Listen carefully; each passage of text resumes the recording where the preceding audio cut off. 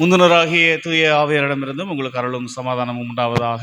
இந்த நல்ல மனமகிழ்ச்சியான தபசு காலங்களிலே நாம் நன்றி நிறுதத்தோடு இந்த முதல் நாள் நற்செய்தி கூடுகையிலே கர்த்தர் நம்மை கூட்டி சேர்த்திருப்பதை எண்ணி நாம் கடவுளுக்கு நன்றி சொல்லுவோம். இந்த நல்ல காலங்களிலே ஆண்டவருடைய சிலுவை நன்மை உணர்ந்து கொள்ளும்படியாகவும் ஆண்டவரிடத்திலே நாம் இன்னும் நெருங்கி கெட்டி சேர்ந்து அவருடைய ஆசீர்வாதங்களை நிறைவாய் சுதந்திரித்துக் கொள்ளும்படியாகவும் கர்த்தர் இந்த கிருபையின் காலங்களை நம்முடைய வாழ்க்கையில் மீண்டுமாய் காணும்படியான தயவை நம்முடைய வாழ்வில் கட்டளையிட்டு இருப்பதை எண்ணி நன்றியோடு நாம் ஆண்டவரை ஸ்தோத்தரிப்போம்.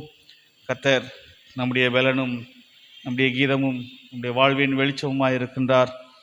அவர் என்றும் மாறாதவராய் இருக்கின்றார் என்ற நன்றி உணர்வோடு இந்த நாளிலும் நாம் அவருடைய கரங்களிலே நாம் இந்த மாலை நேர கூடுகையை அர்ப்பணித்து அவருடைய ஆவியானவர் நம்மோடு கூட இடைப்படும்படியாக நம்மை அவருடைய கரங்களிலே அர்ப்பணிப்போம். ஜெபம் செய்வோம். அன்பின் ஆண்டவரே, கல்வாரி அன்பரே, நல்ல மனமகிழ்ச்சியான தபசு காலங்களின் முதல் நாள் நற்செய்தி கூட்டங்களுக்காக நாங்கள் நம்முடைய பாதபடியில் வருகிறோம். கர்த்தருடைய வல்லமையும் வழிநடத்துதலும் பெரிதென்று நாங்கள் உணர்ந்தவர்களாய் இந்த நாளிலுமே இந்த வாழ்வை நாங்கள் பெற்றுக்கொள்ளும்படியாய் நீர் சிலுவையிலே உம்முடைய வாழ்வின் இலக்காக நீர் வைத்து இந்த உலகிலே வந்து எங்கள் பாவங்களை நீக்கி எங்களை உம்முடைய பிள்ளைகளாக நீர் ரட்சித்து மீட்டு நாங்கள் நன்றி சொல்லும்படியாக இந்த நாளிலுமே எங்களை நீர் ஆசீர்வதித்து பலன் தந்திருப்பதை எண்ணி துதிக்கிறோம் சுவாமி. இந்த முதல் நாள் கூடுகையிலும் ஆவியானவர் எங்கள் மத்தியில் எழுந்தருளி நாங்கள் உடைய வார்த்தையின் வழியாய் உம்முடைய அன்பின் ஆழங்களை இன்னும் அதிகமாய் அறிந்து கொள்ள ஆண்டவருடைய கரங்களிலே நாங்கள் தொடர்ந்து நன்றியுள்ளவர்களாய் காணப்பட கர்த்தர் எங்களுக்கு அருள் தரும்படியாக நாங்கள் ஜெபிக்கிறோம். இந்த கூட்டங்களிலும் முன் குறித்த உடைய பிள்ளைகளை நீர் அழைத்து வாரும். நாங்கள் சற்று காலதாமதமாக தொடங்கினாலும் கர்த்தருடைய கிருபையின் கரம் நீர் குறித்த நேரத்திலே எல்லாம் நிகழ்கிறதா இருக்கிறது என்பதை அறிந்து நாங்கள் நன்றி சொல்லுகின்றோம். இந்த நாள் கூடுகையிலும் உம்முடைய தாசரை நீர் நல்ல பயண கிருபையினால் அழைத்து வந்தீர், நன்றி சொல்லுகின்றோம். விதமாக இந்த கூட்டத்திலும் பங்கு பெறுகின்ற ஒவ்வொருவரையும் உம்முடைய ஆவியானவர் நிறைத்து உம்முடைய வார்த்தையினால் நாங்கள் பலப்படவும் உம்முடைய சிலுவை அன்பின் ஆழங்களை அதிகமாய் அறிந்து கொள்ளவும் எங்களுக்கு துணை செய்வீராக. வருகின்ற உம்முடைய பிள்ளைகளையும் நீர் கூட்டி சேர்ப்பீராக. இறைமகன் இயேசு கிறிஸ்து வழியாய் வேண்டுகிறோம் எங்கள் அன்பின் கடவுளே, ஆமென். அல்லேலூயா. இந்த நல்ல மனமகிழ்ச்சியான நாளிலும் நாம் அநேகராய் கூடி வந்திருப்பது மிகுந்த மகிழ்ச்சி. ஆண்டவர் உடைய சிலுவை நன்மை நாம் இன்னும் அதிகமாய் அறிந்து கொள்ள ஒரு கிருபையின் காலத்தை நம்முடைய வாழ்க்கையில் மீண்டுமாய் தந்திருக்கின்றார் என்ற நன்றியோடு நாம் ஆண்டவரை ஸ்தோத்திரிப்போம். தொடர்ந்து நம்முடைய பாடல் புஸ்தகத்திலே பாடல் எண் 149 அவர் மாறிடாத மாநேசராக, அவருடைய அன்பு என்று மாறாதது என்பதை அவர் சிலுவையிலே நமக்கு சுட்டி காட்டி சென்றிருக்கின்றார். அதற்கு ஈடு இணை ஏதுமில்லை என்பதை நாம் உணர்ந்தவர்களாய் நாம் ஆண்டவருடைய கரங்களிலே நம்மை அர்ப்பணித்து நாம் அவரை விட்டு விலகி இருந்தாலும் நம்மை தேடி வந்து அவரை நன்றியோடு நாம் ஆராதிப்போம். அவருடைய நேச கரங்கள் நம்மை அணைத்திருப்பதற்காக ஆண்டவரை ஸ்தோத்திரிப்போம். பாடல் 149. மாறிடாய மாநேசரே, மாறாதவர் அன்பென் நாளுமே, கல்வாரி சிலுவை மீதிலே காணுதேயும் அன்பிதே. மாறிடாய மாநேசரே, மாறாதவர் அன்பென் நாளுமே, கல்வாரி சிலுவை மீதிலே காணுதேயும் அன்பிதே. இயேசுவின் மகான்பிதே, அதன் ஆழம் அறியலாகுமோ, இதற்கிணை ஏதும் வேறில்லையே, இணை ஏதும் வேறில்லையே. இயேசுவின் மகான்பிதே, அதன் ஆழம் அறியலாகுமோ, இதற்கிணை ஏதும் வேறில்லையே, இணை ஏதும் வேறில்லையே. பாவியாக இருக்கையிலே அன்பால் பாரில் என்னை தேடி வந்தாரே. நீசன் என்னை தள்ளாமலே நேசனாக மாறிடவே. பாவியாக இருக்கையிலே அன்பால் பாரில் என்னை தேடி வந்தாரே. நீசன் என்னை தள்ளாமலே நேசனாக மாற்றிடவே. இயேசுவின் மகான்பிதே அதன் ஆழம் அறியலாகுமோ? இதற்கிணை ஏதும் வேறில்லையே, இணை ஏதும் வேறில்லையே. உள்ளத்தால் அவரை தள்ளினும் தம் உள்ளம் போல நேசித்ததினா அல்லல் யாவும் அகற்றிடவே ஆதிதேவன் பலியானாரே. உள்ளத்தால் அவரை தள்ளினும் தம் உள்ளம் போல நேசித்ததினா அல்லல் யாவும் அகற்றிடவே ஆதிதேவன் பலியானாரே. இயேசுவின் மகான்பிதே அதினாளம் அறியலாகுமோ? இதற்கிணை ஏதும் வேறில்லையே, இணை ஏதும் வேறில்லையே.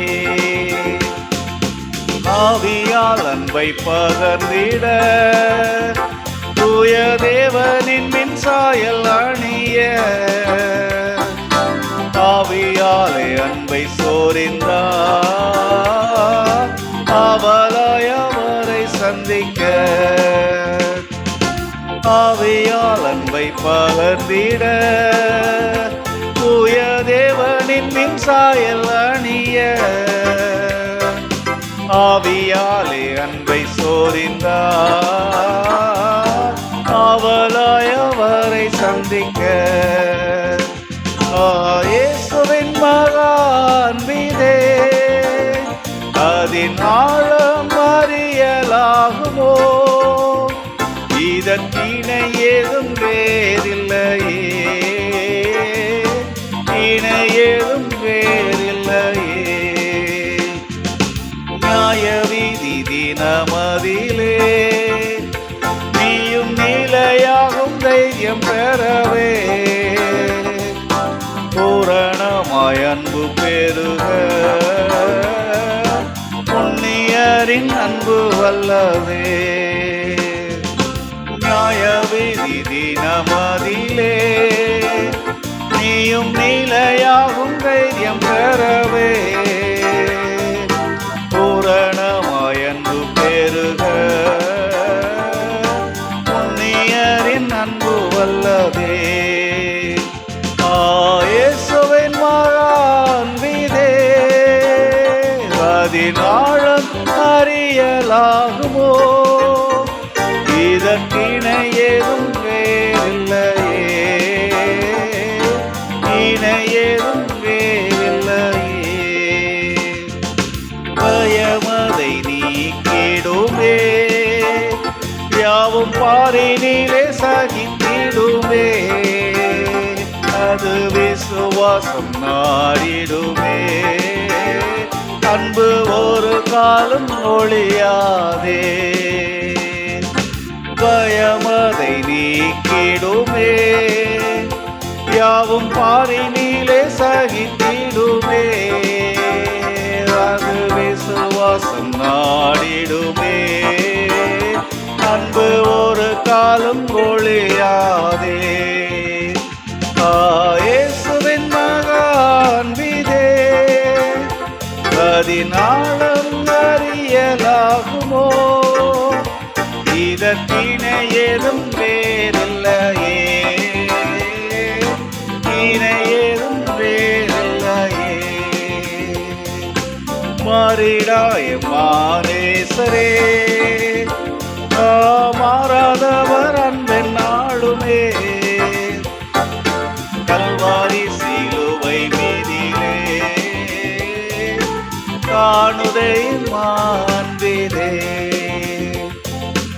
மாறிடா எம்மானேசரே. அல்லேலூயா. ஆண்டவர் நம்முடைய வாழ்க்கையில் மாறாத நேசம் உள்ளவராக அந்த அன்பை சிலுவையிலே அவர் நமக்காக கொடுத்திருக்கிறார். இந்த சிலுவையிலே தம்மை தாமே பலியாக கொடுத்து நம்முடைய வாழ்வின் ரட்சிப்பை, நம்முடைய வாழ்வின் மீட்பை, நம்முடைய வாழ்வின் ஜீவனை அவர் பரிபூரணப்படுத்தியிருக்கிறார் என்ற நன்றியோடு அவருக்கு நாம் ஆராதனை செய்வோம். நாம் யாவரும் எழுந்து நின்று ஒரு நிமிடம் ஆண்டவருடைய கரங்களிலே இந்த வேளையிலும் நாம் அர்ப்பணித்து ஆண்டவருடைய சிங்காசனத்தில் வீற்றிருக்கிற அவரை, பரிசுத்தமான அவரை நாம் பரிசுத்த உள்ளத்தோடு ஆராதனை உமக்கு சுவாமி, கேருபீன்களும் சேராபீன்களும் போற்றுகின்ற பரிசுத்தராக ஆண்டவருடைய விளக்கின் மத்தியிலே விளக்குகளின் மத்தியிலே உலாவுகின்ற அவருடைய பரிசுத்தத்துக்கு ஈடாக ஒன்றுமில்லை. ஆதியும் அந்தமான அவரை, அல்பாவும் உமேகமான அவரை நாம் இந்த வேளையிலும் நன்றி திருதயத்தோடு ஆண்டவரே, உடைய சிங்காசனத்தின் கீழ் நாங்கள் நிற்கின்ற தகுதியை எங்களுக்கு கொடுத்திருக்கிறீரே. இந்த வேளையிலுமே உடைய ஆவியானவர் எங்கள் மத்தியிலே இறங்கி உடைய கிருபையின் கரம் கொண்டு எங்களை ஆசீர்வதிக்கவும், உடைய சிலுவையை நோக்கி பார்க்கிற எங்களை உடைய கிருபையினால் பலப்படுத்தும்படியாகவும் உடைய ஆவியானவர் எங்களோடு இடைப்படும்படியாய் இந்த ஆராதனையின் வேளையிலும் நீர் எங்கள் மத்தியிலே எழுந்தருளும்படியாய் நாங்கள் மன்றாடுகிறோம் என்று சொல்லி ஆண்டவருடைய கரங்களிலே சிங்காசனத்திலே வீற்றிருக்கிற அவருக்கு நாம் நன்றியோடு துதிகளை ஏறெடுப்போம். சிங்காசனத்தில் வீற்றிருக்கும் பரிசுத்தரே, பரிசுத்தரே, சிங்காசனத்தில் வீற்றிருக்கும் பரிசுத்தரே, பரிசுத்தரே, ஆராதனை உமக்கு, ஆராதனை, ஆராதனை உமக்கு, ஆராதனை. கரங்களை உயர்த்தி சொல்வோம். ஆராதனை உமக்கு, ஆராதனை, ஆராதனை உமக்கு, ஆராதனை. சிங்காசனத்தில் வீற்றிருக்கும் பரிசுத்தரே, பரிசுத்தரே. கேருபீன்களும் சேராபீன்களும் சிறகுகளை மூடி சிறகுகளை செட்டை அடித்து ஆண்டவர் அதிதூயர், அதிதூயர், அதிதூயர் என்று ஓயாமல் உம்மை புகழவும், உம்மை போற்றி பாடவும், உம்முடைய தூய்மையை, உம்முடைய மகிமையை அவர்கள் என்றும் இடைத்திருக்கின்றவர்களாக இருக்கின்றார்கள் என்பதை அறிந்த இந்த வேளையிலும் நாங்கள் உம்மையும் அவர்களோடு இணைந்து போற்றுகிறோம் சுவாமி என்ற நன்றி நிறுதயத்தோடு ஆண்டவருடைய கரங்களிலே நம் உள்ளத்தின் ஆழத்திலிருந்து துதிகளை நாம் ஏறெடுப்போம். கேருபீன்கள் சேராபீன்கள் போற்றிடும் எங்கள் பரிசுத்தரே, கேருபீன்கள் சேராபீன்கள் போற்றிடும் எங்கள் பரிசுத்தரே. கரங்களை உயர்த்தி ஆராதனை உமக்கு, ஆராதனை, ஆராதனை உமக்கு, ஆராதனை, ஆராதனை.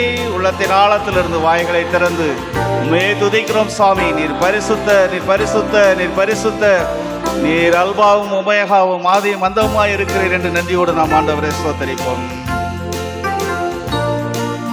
போற்றிடும் எங்கள் பரிசுத்தரே, ஆராதனை உமக்கு, ஆராதனை, ஆராதனை உமக்கு, ஆராதனை, ஆராதனை உமக்கு, ஆராதனை, ஆராதனை உமக்கு, ஆராதனை.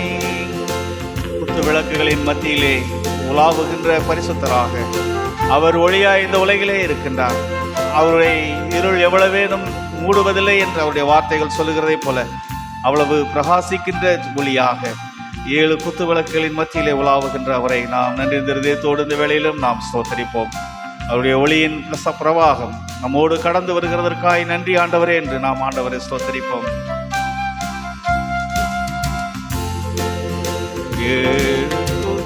விளக்கின் மத்தியிலே உலாவிடும் எங்கள் பரிசுத்தரே, ஏழு குத்து விளக்கின் மத்தியிலே உலாவிடும் எங்கள் பரிசுத்தரே, ஆராதனை உமக்கு ஆராதனை, ஆராதனை உமக்கு ஆராதனை, ஆராதனை உமக்கு ஆராதனை, ஆராதனை உமக்கு ஆராதனை.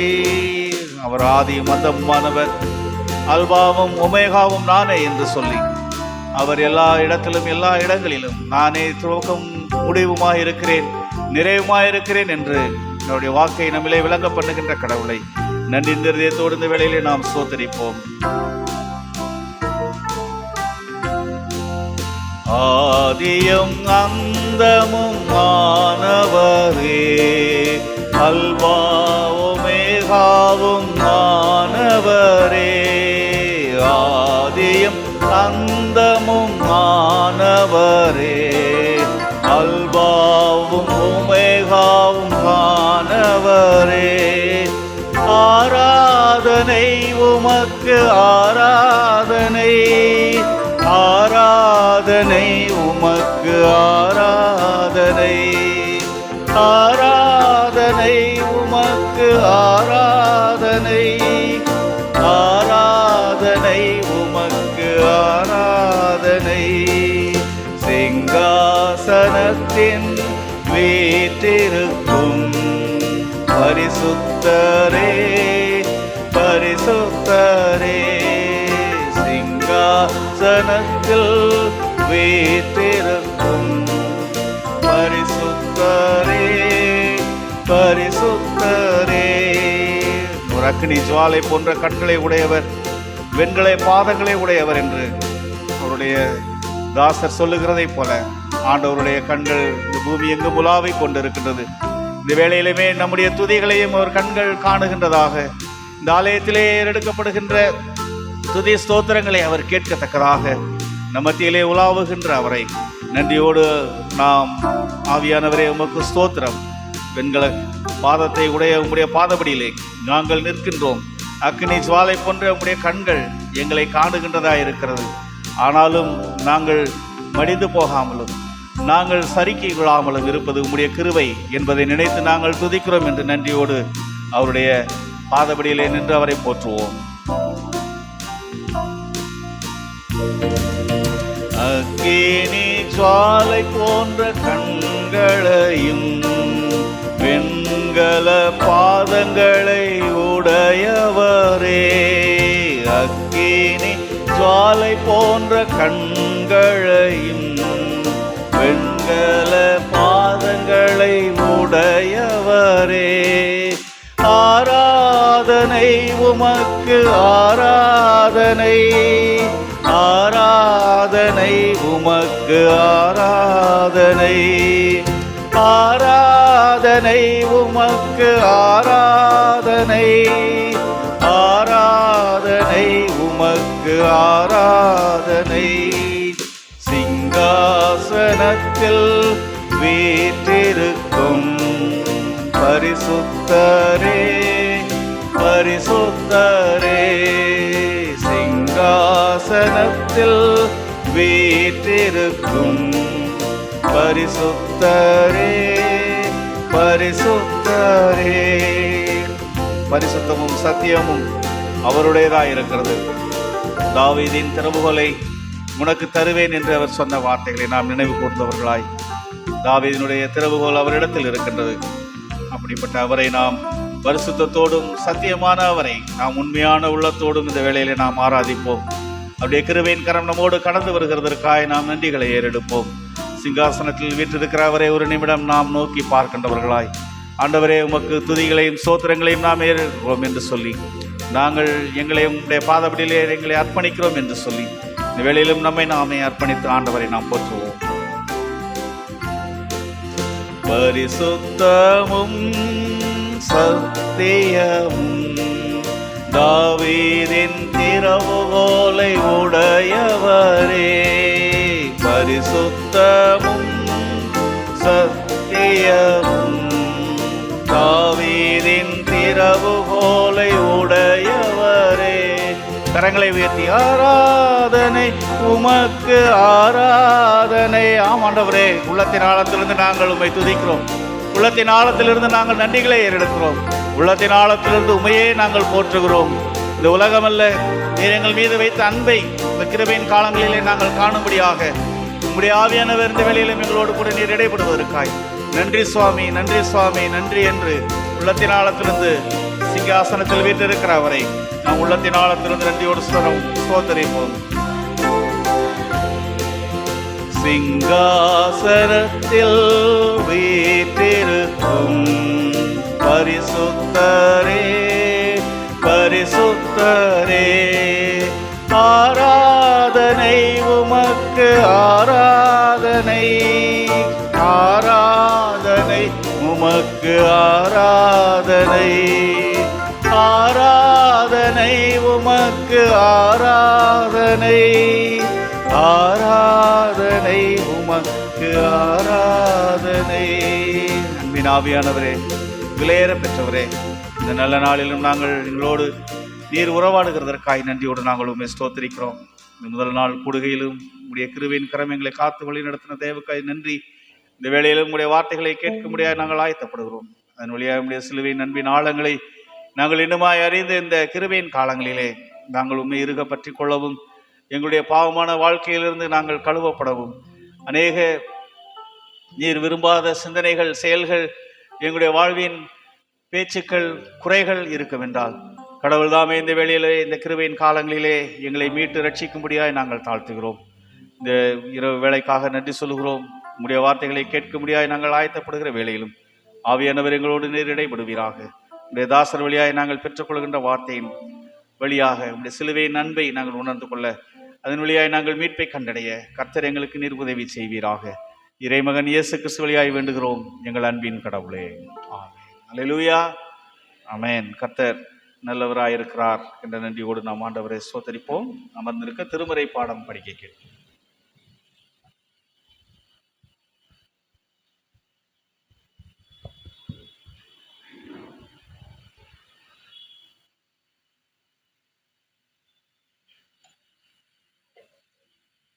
வாசிக்க வேண்டிய வேத பாடம் ஏசாயா 6ஆம் அதிகாரம் வசனங்கள் 1 முதல் 8 வரை. ஏசாயா 6ஆம் அதிகாரம் வசனங்கள் 1 முதல் 8 வரை. உசியா ராஜா மரணமடைந்த வருஷத்தில் ஆண்டவர் உயரமும் உன்னதமுமான சிங்காசனத்தின் மேல் வீற்றிருக்க கண்டேன். அவருடைய வஸ்திரம் தொங்கல் தேவாலயம் நிறைந்திருந்தது. சேராபீன்கள் அவருக்கு மேலாக நின்றார்கள். அவர்களில் ஒவ்வொருவனுக்கும் அவ்வாறு சேட்டைகள் இருந்தன. அவனவன் 2 சேட்டைகளால் தன் தன் முகத்தை மூடி, 2 சேட்டைகளால் தன் தன் கால்களை மூடி, 2 சேட்டைகளால் பறந்து ஒருவரை ஒருவர் நோக்கி, சேனைகளின் கர்த்தர் பரிசுத்தர், பரிசுத்தர், பரிசுத்தர், பூமி அனைத்தும் அவருடைய மகிமையால் நிறைந்திருக்கிறது என்று கூப்பிட்டு சொன்னார்கள். கூப்பிடுகிறவர்களின் சத்தத்தால் வாசல்களின் நிலைகள் அசைந்து ஆலயம் புகையினால் நிறைந்தது. அப்பொழுது நான், ஐயோ அதமானேன், நான் அசுத்த உதடுகளுள்ள மனுஷன், அசுத்த உதடுகளுள்ள ஜனங்களின் நடுவில் வாசமாயிருக்கிறவன், சேனைகளின் கர்த்தராகிய ராஜாவை என் கண்கள் கண்டதே என்றேன். அப்பொழுது சேராபீன்களில் ஒருவன் பலிபீடத்திலிருந்து தன் கையிலே பிடித்த குறட்டால் ஒரு நெருப்பு தழலை எடுத்து என்னிடத்தில் பறந்து வந்து, அதனால் என் வாயை தொட்டு, இதோ இது உன் உதடுகளை தொட்டதினால் உன் அக்கிரமம் நீங்கி உன் பாவம் நிவிர்த்தியானது என்றான். பின்பு யாரை நான் அனுப்புவேன், யார் நமது காரியமாய் போவான் என்று உரைக்கிற ஆண்டவருடைய சத்தத்தை கேட்டேன். அதற்கு நான், இதோ அடியேன் இருக்கிறேன், என்னை அனுப்பும் என்றேன். வேத பாடம் வாசித்து முடிந்தாயிற்று. தேவனுக்கே மகிமை உண்டாவதாக.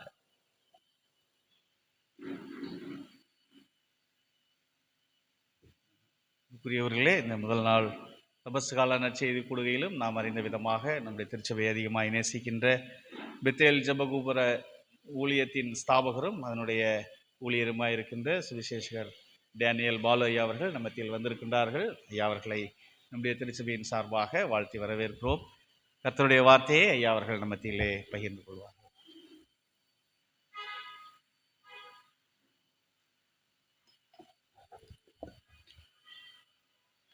ஒரு நிமிடம் நாம் கண்களை மூடுவோம். மகா பரிசுத்தமும் இரக்கமும் கிருபை நிறைந்த எங்கள் நல்ல பிதாவே, இந்த நல்ல வேலைக்காக உம்மை துதிக்கிறோம், உம்மை ஸ்தோத்தரிக்கிறோம். ஆம் தகப்பனே, இந்த ஆலயத்திலே 3 நாள் அளவும் ஒருவரையே அறிவிக்கும்படி, உம்முடைய வெளிப்பாடுகளை அறிந்திருக்கும்படி ஆண்டவர் நீர் எங்களுக்கு உதவி செய்யும்படி நாங்கள் ஜெபிக்கிறோம். கிறிஸ்துவை குறித்து நீ என்ன நினைக்கிறாய் என்ற ஒரு கேள்வி வேதத்திலே சொல்லப்பட்டு இருக்கிறது. ஆம் தகப்பனே, உம்மை அறிந்து கொள்ள, உம்மை தெரிந்து கொள்ள, உம்மை புரிந்து கொள்ள எங்கள் கண்களை திறந்தருளும் ஆண்டவரே. சத்தியத்தினால் உம்மை அறிந்து கொள்ள, சத்தியத்தை அறிவீர்கள், சத்தியம் உங்களை விடுதலை ஆக்கும் என்று எழுதப்பட்டிருக்கிறபடி, குமாரன் விடுதலை ஆக்கினால் அதுதான் மெய்யான விடுதலை என்று எழுதியிருக்கிறபடி நாங்கள் உமக்கு நன்றி செலுத்துகிறோம்.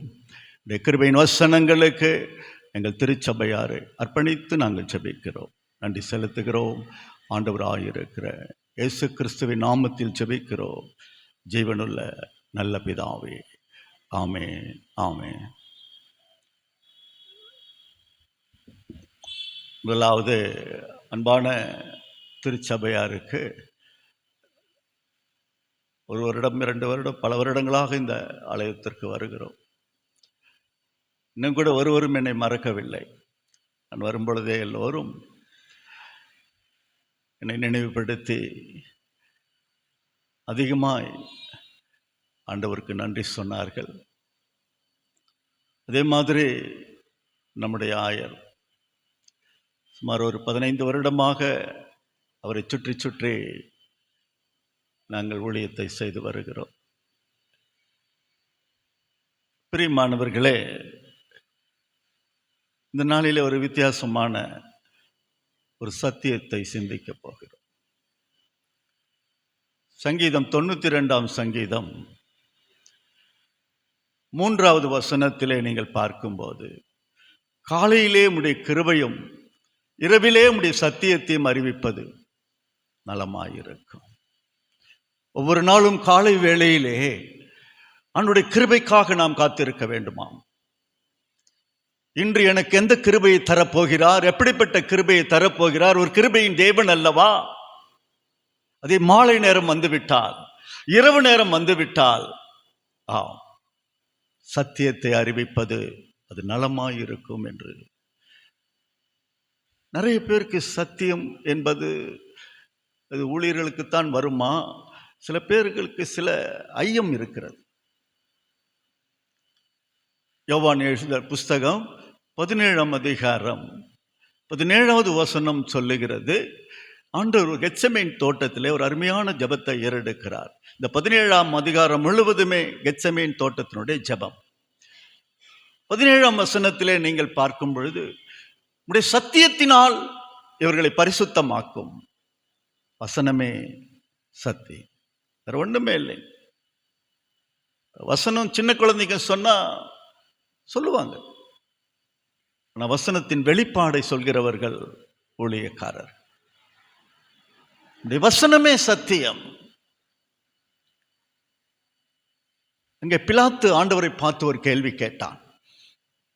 அது யோவான் புஸ்தகம் 17ஆம் அதிகாரம் 37வது வசனத்திலே, நீ ராஜாவோ? ஒரு கேள்வியை கேட்கிறான். நீ சொல்லுகிறபடி நான் ராஜா தான். சத்தியத்திற்கு சாட்சி கொடுக்கவே நான் பிறந்திருக்கிறேன். சத்தியத்திற்காக நான் உலகத்திலே வந்திருக்கிறேன். சத்தியவான் எவனும் என் சத்தத்தை கேட்கிறான். உங்களையும் என்னையும் சத்தியவானாக ஆண்டவர் பார்க்கிறார். சத்தியவானாக ஆண்டவர் நினைத்திருக்கிறார். வேதம் சொல்லுகிறபடி சங்கீதம் 37ஆம் சங்கீதம் 3வது வசனம் ஆம், சத்தியத்தை மேய்ந்து கொள், சத்தியத்தை மேய்ந்து கொள். எந்த அளவுக்கு நாம் சத்தியத்தை கேட்கிறோமோ அந்த அளவுக்கு நம்முடைய எல்லா ஆசீர்வாதமும் நமக்கு உண்டு, அந்த அளவுக்கு விடுதலையும் உண்டு. பிரியமானவர்களே, இன்று நாம் பார்க்க போவது ஒரு தரிசனத்தை குறித்து. இந்த ஆலயத்தினுடைய பெயர் நான் வந்தது நாள்லேருந்து சொல்றேன். இந்த ஆலயத்தினுடைய பெயர் வெகு நேர்த்தியாய் அழகாய் சொல்லப்பட்டு மறுரூபம். வேதத்திலேயே மிகப்பெரிய தரிசனம் மறுரூப தரிசனம். ஆண்டவர் இந்த மறுரூப தரிசனத்தை வெளிப்படுத்தும் பொழுது எல்லாரும் பயந்தார்கள், சீஷர்கள் பயந்தார்கள். அந்த அளவுக்கு வெண்மை. அவர் மறுரூபமானார் என்று வேதம் சொல்லுகிறது. வேதத்திலே பல தரிசனங்கள் எழுதப்பட்டு இருக்கிறது. அதுல ரொம்ப ரொம்ப முக்கியமானது இந்த மறுரூப தரிசனமும் சிங்காசனத்திலே வீற்றிருந்தவருடைய தரிசனம். நாம் ஆலயத்திற்கு வருவதனுடைய முக்கிய நோக்கமே, இன்று ஒரு தரிசனம் எனக்கு வெளிப்படாதா, இந்த தரிசன கண்கள் எனக்கு திறக்கப்படாதா,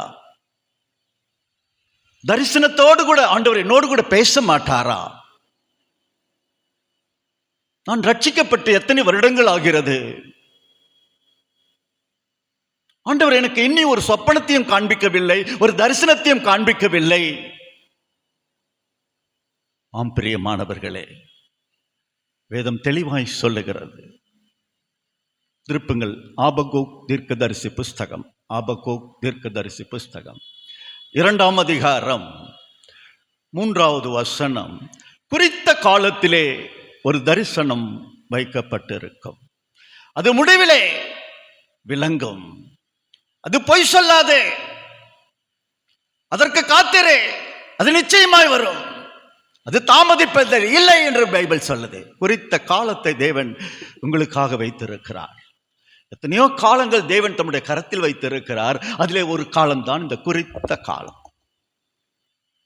இந்த குறித்த காலத்திலே ஒரு தரிசனம் உங்களுக்கு உண்டு, வைக்கப்பட்டிருக்கிறது என்று பிரசன்ட் டென்ஸ்ல எழுதியிருக்கு. பாஸ்ட் டென்ஸ்ல சொல்லல, ஃபியூச்சர் டென்ஸ்லயும் சொல்லல.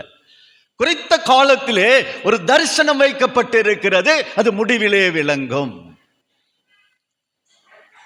இந்த நாளிலே இந்த சிங்காசன தரிசனம் பேர்பட்ட ஒரு தரிசனம்.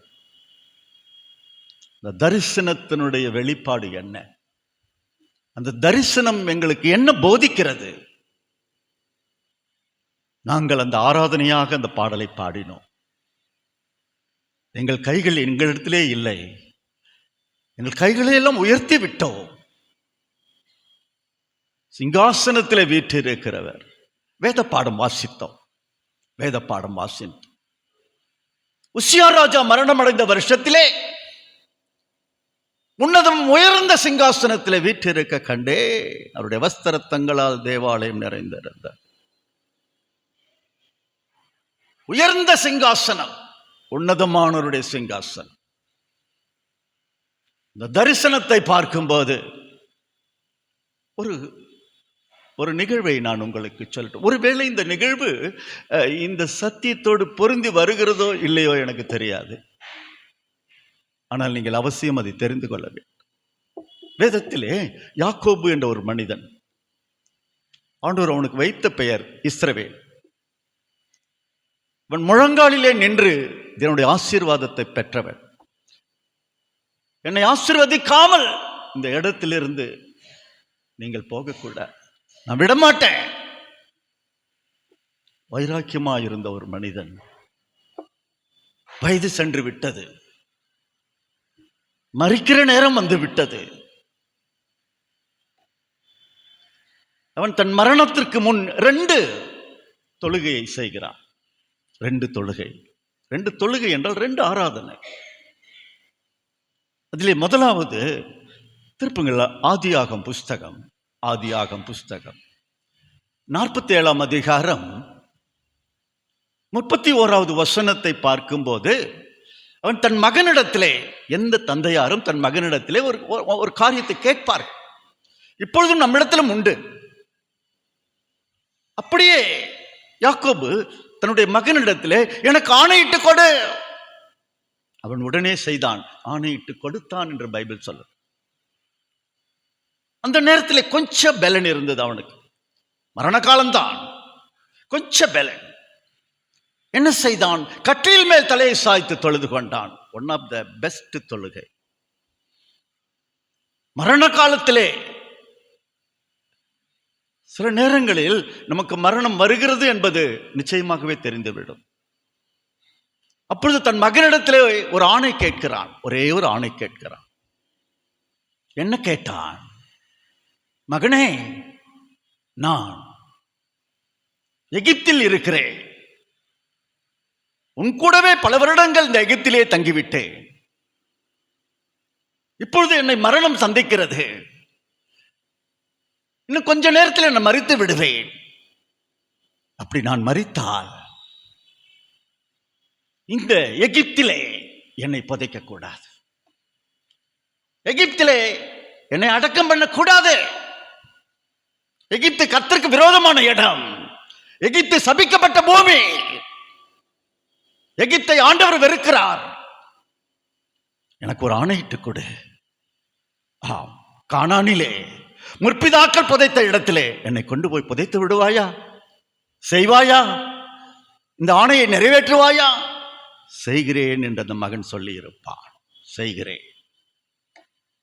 அப்பொழுதுதான் நான் எகிப்திலே அடக்கம் பண்ணப்படுவதில்லை என்று ஆண்டவருக்கு நன்றி சொல்வதுதான் இந்த தொழுகை. அது விடுங்க. இன்னொரு தொழுகை யாக்கோபினுடைய ஹைலைட்ஸ். ஒவ்வொரு வேத புருஷரிடத்திலும், மோசவை எடுத்துக்கொள்ளுங்கள், ஆபிரகாம் எடுத்துக்கொள்ளுங்கள், அப்படியே பவுலை, ஒவ்வொருவருக்கும் ஒரு சில ஹைலைட்ஸ் இருக்கு. அது அவர்களுக்கே உரியது. உங்களையும் கூட எடுத்துக்கொள்ளலாம். உங்களுக்கென்று ஒரு தாளந்தை, ஒரு முக்கியத்துவத்தை தேவன் கொடுத்திருக்க கூடும். திருப்புங்கள் எபிரேயர் புஸ்தகம், எபிரேயர் புஸ்தகம் 11ஆம் அதிகாரம் 21வது வசனத்திலே, விசுவாசத்தினாலே யாக்கோபு மரண காலத்திலே, இந்த மரணமே சொல்லிட்டான், மரண காலத்திலே யோசேப்பின் 2 குமாரர்களை ஆசீர்வதித்து, ஒண்ணுமே செய்ய முடியவில்லை, இடத்தை விட்டு மூவ் பண்ண கூட முடியல. அப்பொழுது அவன் கோலும் கையுமாய் புறப்பட்டு, அந்த கோலை அவ்வளவு ஜாக்கிரதையாய் அவன் புறப்பட நேரத்திலிருந்து அந்த கோல் அவனிடத்தில் இருக்கிறது. அந்த நேரத்திலே அந்த கோல் தான் அந்த தலையை சாய்த்து ஆண்டவரை தொழுது கொண்டான். பேர்பட்ட ஒரு மரண காலம். அவன் இதை சொல்லிவிட்டு அந்த கோலை நிறுத்தி அவன் ஆண்டவருக்கு தொழுகை செய்யும் பொழுது அவன் மரித்து விடுகிறான். மரணத்தினுடைய கடைசி அத்தியாயம். கண்களெல்லாம் மக்கிவிட்டது, ஒன்றுமே தெரியவில்லை. அப்பொழுது கொஞ்சம் பலன் இருந்தது. கட்டிலே தலையை சாய்த்து தொழுது கொண்டான், ஆண்டவருக்கு நன்றி சொன்னான். நான் எகிப்திலே புதைக்கப்பட போவதில்லையே, என் மகன் ஆணையிட்டு சொல்லி இருக்கிறானே என்று சொல்லி ஆண்டவருக்கு நன்றி சொன்னான். ஆனால் இந்த இடத்திலே நீங்கள் பார்க்கும்போது, இந்த இடத்திலே பார்க்கும் பொழுது யோசேப்பு அவசரமாய் புறப்பட்டு வருகிறான். என் தகப்பனார் இன்னும் கொஞ்ச நேரத்தில் மரித்து விடுவார். தன் 2 பிள்ளைகளையும் அழைத்து வேகமாய் தன் தகப்பனிடத்தில் வந்து நிற்கிறான். 2 பிள்ளைகள், மூத்த மகன் மனாசே, இளைய மகன் எப்ராயிம். இருவரும் யாக்கோபுக்கு முன்னாடி நிற்கிறார்கள். யோசேப்பு சொல்லுகிறான், பேர பிள்ளைகளை ஆசீர்வதித்து விட்டு போங்கள், இந்த ஆசீர்வாதத்திற்காக தான் நாங்கள் வந்திருக்கிறோம், நீர்தான் ஆசீர்வதிக்க வேண்டும். அவன் சொன்னான், நான் ஆசீர்வதித்தால் அந்த ஆசீர்வாதம் போய் சேராது. ஏன்? அவர்கள் எகிப்தில் அல்லவா பிறந்திருக்கிறார்கள். எகிப்திலே பிறந்தவர்களுக்கு காணியாட்சி சுதந்திரம் கிடையாது. எகிப்திலே பிறந்தவர்களுக்கு ரட்சிப்பு கிடையாது. எகிப்து கர்த்தர் விரோதிக்கிற இடம். ஆகையினால் எகிப்திலே பிறந்த இவர்களுக்கு என்னால் ஆசீர்வதிக்க முடியாது. அவன் விடவில்லை, அவன் விடவில்லை. உங்க பேர பிள்ளைகள் தானே, நீங்கள் ஆசீர்வதிக்காமல் போனால் யார் அவர்களை ஆசீர்வதிப்பார்கள்? உங்கள் ஆசீர்வாதத்திற்கு முன்பதாக வந்து நிற்கிறார்கள். வலதுபுறத்திலே மனேசா நிற்கிறான், இடதுபுறத்திலே எப்ராயிம் நிற்கிறான். அப்பதான் இந்த வசனம் பார்த்தீங்களா? மீண்டும் சொல்ற திருப்புங்கள். எபிரேயர் புஸ்தகம் 11ஆம் அதிகாரம் 21வது வசனத்தில், மரண காலத்தில் கரங்களை குறுக்கே திருப்பி அவன் ஆசீர்வதிக்கிறான். கரங்களை குறுக்கே ஏன் திருப்ப வேண்டும்? ஆயர் இருக்கிறார்னா ஒரு கப்புள்ஸ் 2 பேர் வராங்கன்னா இப்படிதான் கை வச்சு பிளஸ் பண்ணுவார். யோசேப்பு தன் தகப்பனாரிடத்திலே கேட்கிற, அப்படி இல்லை, எல்லாம் எனக்கு தெரியும், நீ சும்மா இரு, எனக்கு எல்லாம் தெரியும். யோசேப்பே, உன் குமாரர்கள் ஆசீர்வதிக்கப்பட வேண்டும் அல்லவா? உம்முடைய குமாரர்கள் ரட்சிக்கப்பட வேண்டும் அல்லவா? காணியாட்சி சுதந்திரம் கிடைக்க வேண்டும் அல்லவா?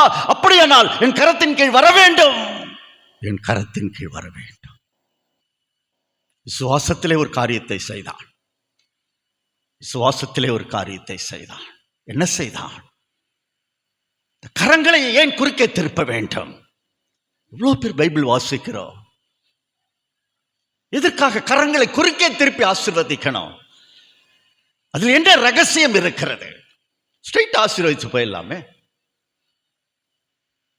அங்கதான் பார்க்கிறோம். அந்த வசனம் ஆரம்பிக்கும் போதே விசுவாச பட்டியலில் அந்த தொழுகையை ஆட் பண்ணியிருக்காங்க. யாக்கோபு எத்தனையோ அவனுடைய காரியங்கள் உண்டு. இந்த தொழுகையை விசுவாச பட்டியலை இணைத்திருக்கிறார்கள். எதற்காக கரங்களை குறுக்கே திருப்பினான் தெரியுமா? எத்தனை பேருக்கு தெரியும்? வேதத்தில் வாசிக்கிறோம், பைபிள்லேயே கரங்களை குறுக்கே திருப்பினான். யோசேப்பின் 2 குமாரர்களை ஆசீர்வதித்தான். அதன் பிறகுதான் அவனால் முடியவில்லை, நிற்க கூட முடியல, கண்கள் எல்லாம் மறைந்து விட்டது, மரணத்திற்கு 1 நிமிடம் கூட இல்லை. அப்போதுதான் தன் கோலை நிறுத்தினான். தன் கோலை நிறுத்தினான், தன் தலையை சாய்த்து கொண்டான், கர்த்தரை தொழுது கொண்டான். ஒன்றும் இல்லை. கரங்களை குறுக்கே திருப்புவது எதற்கு அடையாளம்? எதற்கு அடையாளம்? அது சிலுவைக்கு அடையாளம். நல்லா பாருங்க, சிலுவை தரிசனத்தை பார்க்கிறான். உன் மகன் ரட்சிக்கப்பட வேண்டும் என்றால், உன் மகனுக்கு காணியாட்சி சுதந்திரம் கிடைக்க வேண்டும் என்றால் சிலுவையின் கீழ் வரணும். ஒரு மனிதன் ரட்சிப்பு வேண்டும் என்றால் அவன் சிலுவையை நோக்கி பார்க்கட்டும். ஒரு மனிதனுக்கு ரட்சிப்பு வேண்டும் என்றால் சிலுவையின் கீழ் வரட்டும். அந்த நாட்களிலேயே எத்தனை ஆயிரம் ஆண்டுகள் இயேசு கிறிஸ்துவினுடைய சிலுவையை, அந்த ரட்சிப்பு தேவனால் அங்கீகரிக்கப்பட்டது.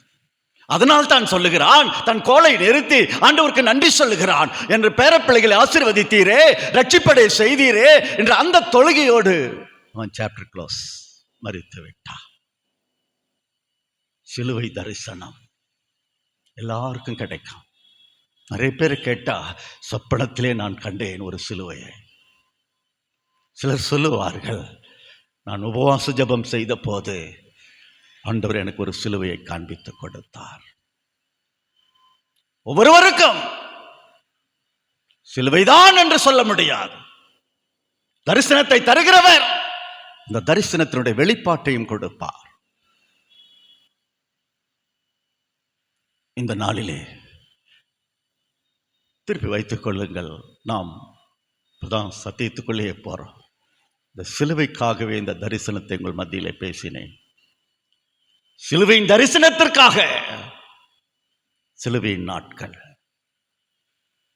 ஏசாயா புஸ்தகம் 6ஆம் அதிகாரம், ஏசாயா புஸ்தகம் 6ஆம் அதிகாரம் அற்புதமான வேத பாடம். அற்புதமான, இது எனக்கு புரியலன்னு சொல்றதுக்கே இல்லை, நெவர். அப்படியே ஸ்டெப் பை ஸ்டெப்பா போட்டிருக்க அந்த வசனம், 8 வசனம். ஏசாயா தீர்க்கதரிசி ரெகுலரா ஆலயத்துக்கு வரவன் கிடையாது. அன்று எதேச்சையாய் வந்தான். உசியா சமஸ்தானத்தில் ஒரு வேலைக்காரன், ஒரு கிளர்க். உசியா ராஜா. வேதத்தில் பார்த்தீங்கன்னா 3 டாப் கிங்ஸ். அதே மாதிரி நீதிமான்ல 3 பேர் யார், அதெல்லாம் தெரிஞ்சு வச்சுக்கணும் நீங்க. நீதிமான்ல 3 பேர் யார்? ஃபர்ஸ்ட் 3. பரிசுத்தத்திலே 3 பேர் யார்? ஃபர்ஸ்ட் 3. ராஜாக்களில் 3 பேர் யார்? பைபிளில் பார்த்தீங்கன்னா 3 ராஜாக்கள் என்று சொல்லப்படும் பொழுது இந்த உசியா ராஜா கர்த்தரிடத்திலே தேடுவதிலே சிறந்தவர். ஆண்டவர் தேடுவதிலே அவனை மாதிரி தேடின ஆள் கிடையாது. சாலமன் ராஜா ஞானத்திலே சிறந்தவன். அவன் கொடுத்த ஞானம் யாருக்குமே கிடைக்கல. எசேக்கியேல் ராஜா கர்த்தருடைய நம்பிக்கையிலே அவனை மாதிரி ஆண்டவரை நம்பினவன் ஒருவனும் கிடையாது, எந்த ராஜாவும் கிடையாது. இந்த உசியா ராஜாவை கவனித்து பாருங்கள். ஆண்டவரை தேடினான், அவன் காரியம் வாய்க்கப்பட்டதுன்னு பைபிள் சொல்லுது. கர்த்தரை தேடுவதிலே அவ்வளவு சிறந்தவனாய் விளங்கினான். இது அவனுடைய ஃபர்ஸ்ட் பேஸ். இதே உசியாவை பத்தி இப்ப நாம பார்க்க போறோம். எப்படி இருந்த ராஜா, அந்த வசனம் ஆரம்பமாகும் போதே, உசியா ராஜா மரணமடைந்த வருஷத்தில் ஒரு தரிசனம் கிடைக்கணும்னா உசியா மறிக்கணும். ஏசாயா ஒரு தரிசனம் கிடைக்கணும் வரல, ஒரு சிங்காசனத்தை நான் பார்ப்பேன்னு வரல, இதேச்சையாக ஆலயத்திற்கு வந்தான், அவ்வளவுதான். இதேச்சையாக ஆலயத்திற்கு வந்தான். அப்ப அந்த தரிசனம் காண்பிக்கப்படுகிறது. அங்கிருந்தவர்கள் எல்லாம், சேராபீன்கள் எல்லாம் அவருடைய பரிசுத்தர் பரிசுத்தர் பரிசுத்தர் என்று ஓயாமல் துதித்துக் கொண்டு இருந்தார்கள். அந்த நேரத்திலே யாருமே ஏசாயாவை பாவி என்று சொல்லல, நீ அசுத்தமானவன் என்று சொல்லல. அவனே அதை உணர்ந்தவனாய், ஆண்டவர் பரிசுத்தராய் இருக்கிறாரே, நான் அசுத்தமாய் இருக்கிறேனே, அசுத்த உதடுள்ள மனுஷன் மத்தியிலே வாசமாய் இருக்கிறேனே, இந்த அசுத்த உதடுள்ளவன் எப்பொழுது அவன் அறிக்கை செய்ய ஆரம்பித்தானோ அப்பொழுதே பலிபீடத்திலிருந்து ஒரு அக்னி புறப்பட்டு போனது. சொன்ன உடனே பலிபீடத்தின் அக்னி. பொதுவாக ஒரு சரீரத்தில் அக்னி படும் பொழுது என்ன நடக்கும் தெரியுமா? அந்த இடம் வெந்து போய்விடும். குக் பண்றவங்களுக்கு எல்லாம் தெரியும், அந்த இடம் வெந்து போய்விடும். ஏசாயாவுடைய உதட்டை அந்த அக்னி தழல் தொட்டது. அவன் வெந்து போகல, அவன் பரிசுத்தமாக்கப்பட்டான், அவன் அக்கிரமம் மாற்றப்பட்டது. அது சாதாரண அக்னி அல்ல, அது பரிசுத்த அக்னி, அது பரலோகத்தின் அக்னி, அது பலிபீடத்தின் அக்னி. பலிபீடத்தின் அக்னி. லூக்கா எழுதின புஸ்தகம் 2ஆம் அதிகாரம் 49வது வசனத்தை பார்க்கும்போது, ஆண்டவர் இந்த உலகத்திற்கு வந்தது, நிறைய காரியங்களை பார்த்துட்டோம். இதுக்காக வந்தார். ஒரு பலிபீடத்தில் அக்னி எரிந்து கொண்டே இருக்கணும். பற்றி எரிகிற அக்னியை போட வந்த, அக்னியை போட வந்த இந்த ஆலயத்திலே, ஜனங்கள் மத்தியிலே, ஜனங்கள் மத்தியிலே. பூமியில ஆண்டவர் உருவானத்துக்கு காரணம் நிறைய காரியங்கள் இருந்தாலும் அக்னியை போட வந்தே அது பற்றி எறிய வேண்டும். அது பற்றி எறிய வேண்டும். ஒன்று நல்லா தெரிஞ்சுக்கிட்டீங்களா? எங்கே பாவ வாழ்க்கை முடிவடைகிறதோ அங்கதான் பரிசுத்த வாழ்க்கை ஆரம்பமாகும். பாவ வாழ்க்கை முடியும் போதே அந்த இடத்துல பரிசுத்த வாழ்க்கை ஆரம்பம். பாவம் வெளியே போனால் பரிசுத்த உள்ள வந்துடும். அந்த இடத்துக்கு பரிசுத்த நேரம் உள்ள வந்துடும். பாவம் வெளியே போனாதான். அசுத்தம் வெளியே போனால் தெய்வீகம் உள்ளே வந்துடும். உலகம் வெளியே போனால் பரலோகம் உள்ள வந்துருங்க. முதலாவது நாம் கற்றுக்கொள்ள வேண்டிய இந்த தரிசனத்தின் பாடம் என்ன தெரியுமா? ஆண்டவர் இந்த தரிசனத்தை கொடுத்ததற்காகவே ஏசாயாவுக்கு ஒரு பாடத்தை கற்றுக் கொடுக்க விரும்பினார். ஏசாயாவில் ஒரு திட்டம் உண்டு. அந்த ஏசாயாவுக்காக ஆண்டவர் ஓப்பனா கேட்டார், யாரை நான் அனுப்புவேன், யார் என் காரியமாய் போவார்கள்? ஓப்பன். நீங்க போறீங்களா, நீங்க போறீங்களா, நீங்க போறீங்களா? கர்த்தருடைய அக்னியை பெற்ற அந்த ஏசாயா, இந்த உதட்டை தொட்ட அந்த அக்னியினால் ஒருவேளை அவன் மறுரூபமாக்கப்பட்டு இருக்கக்கூடும். அது பலிபீடத்தின் அக்னியாய் இருந்தது. அவன் வாழ்க்கையை பரிசுத்தமாய் மாற்றியது. ஆண்டவரிடத்தில் சொன்னான், ஆண்டவரை என்னை அனுப்பும், என்னை அனுப்பும் ஆண்டவர், என்னை அனுப்பும். ஏசாயாவுக்கு தேவன் கற்றுக் கொடுத்த பாடம் என்ன? ஏசாயாவின் தேவன் நம்முடைய தேவன், நம்முடைய தேவன். ஏசாயா அளவுக்கு இல்லைனாலும் உங்களை குறித்த ஒரு திட்டம் தேவனிடத்தில் உண்டு. ஏதோ சாதாரணமாக நாம் அமர்ந்திருக்கிறோம் என்று நினைக்க வேண்டாம். சேனைகளின் கர்த்தருடைய ஜெப சேனைகளாய் அமர்ந்திருக்கிறோம், அக்னி சேனைகளாய் அமர்ந்திருக்கிறோம். ஆமாம், முதலாவது நாம் கற்றுக்கொள்ள வேண்டிய பாடம் என்ன? எசேயாவுக்கு எந்த பாடத்தை தேவன் கற்றுக் கொடுத்தார்? முதல் பாடம், உசியா ராஜா மரிக்கணும். உசியாவுக்கும் ஏசாயாவுக்கும் என்ன சம்பந்தம்? ஏசனுடைய வாழ்க்கை உயர்வதற்கு ஏன் உசியா மரிக்க வேண்டும்? ஏசாயாவுக்கும் உசியாவுக்கும் என்ன சம்பந்தம் இருக்கிறது? அதை நீங்க தெரிஞ்சுக்கணும். திருப்பங்கள் 2 நாளாகமம் புஸ்தகம் 2 நாளாகமம் புஸ்தகம் 26ஆம் அதிகாரம் 16வது வசனத்திலே, இப்ப பார்க்கிற உசியாவே வேற. நீங்க முதல்ல நான் சொல்லும் போது இருக்கிற உசியா ஆண்டவரை தேடுவதில் அவ்வளவு சிறந்தவன். இப்ப பாருங்க இந்த வசனம், அவன் பலப்பட்ட பொழுதே. ஒரு மனிதனை கர்த்தர் உயர்த்தினார்னா அன்னைக்குதான் ஜாகிரதையா இருக்கணும். உங்களுக்கு உயர்வு வரும்போது, அவன் பலப்பட்ட பொழுதே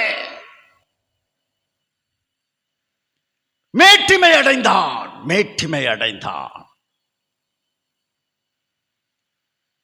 பலப்படும் போது அவனை உயர்த்தி வைத்திருந்தார். உசியா மேட்டிமை அடைந்தான். என்ன செய்தான்?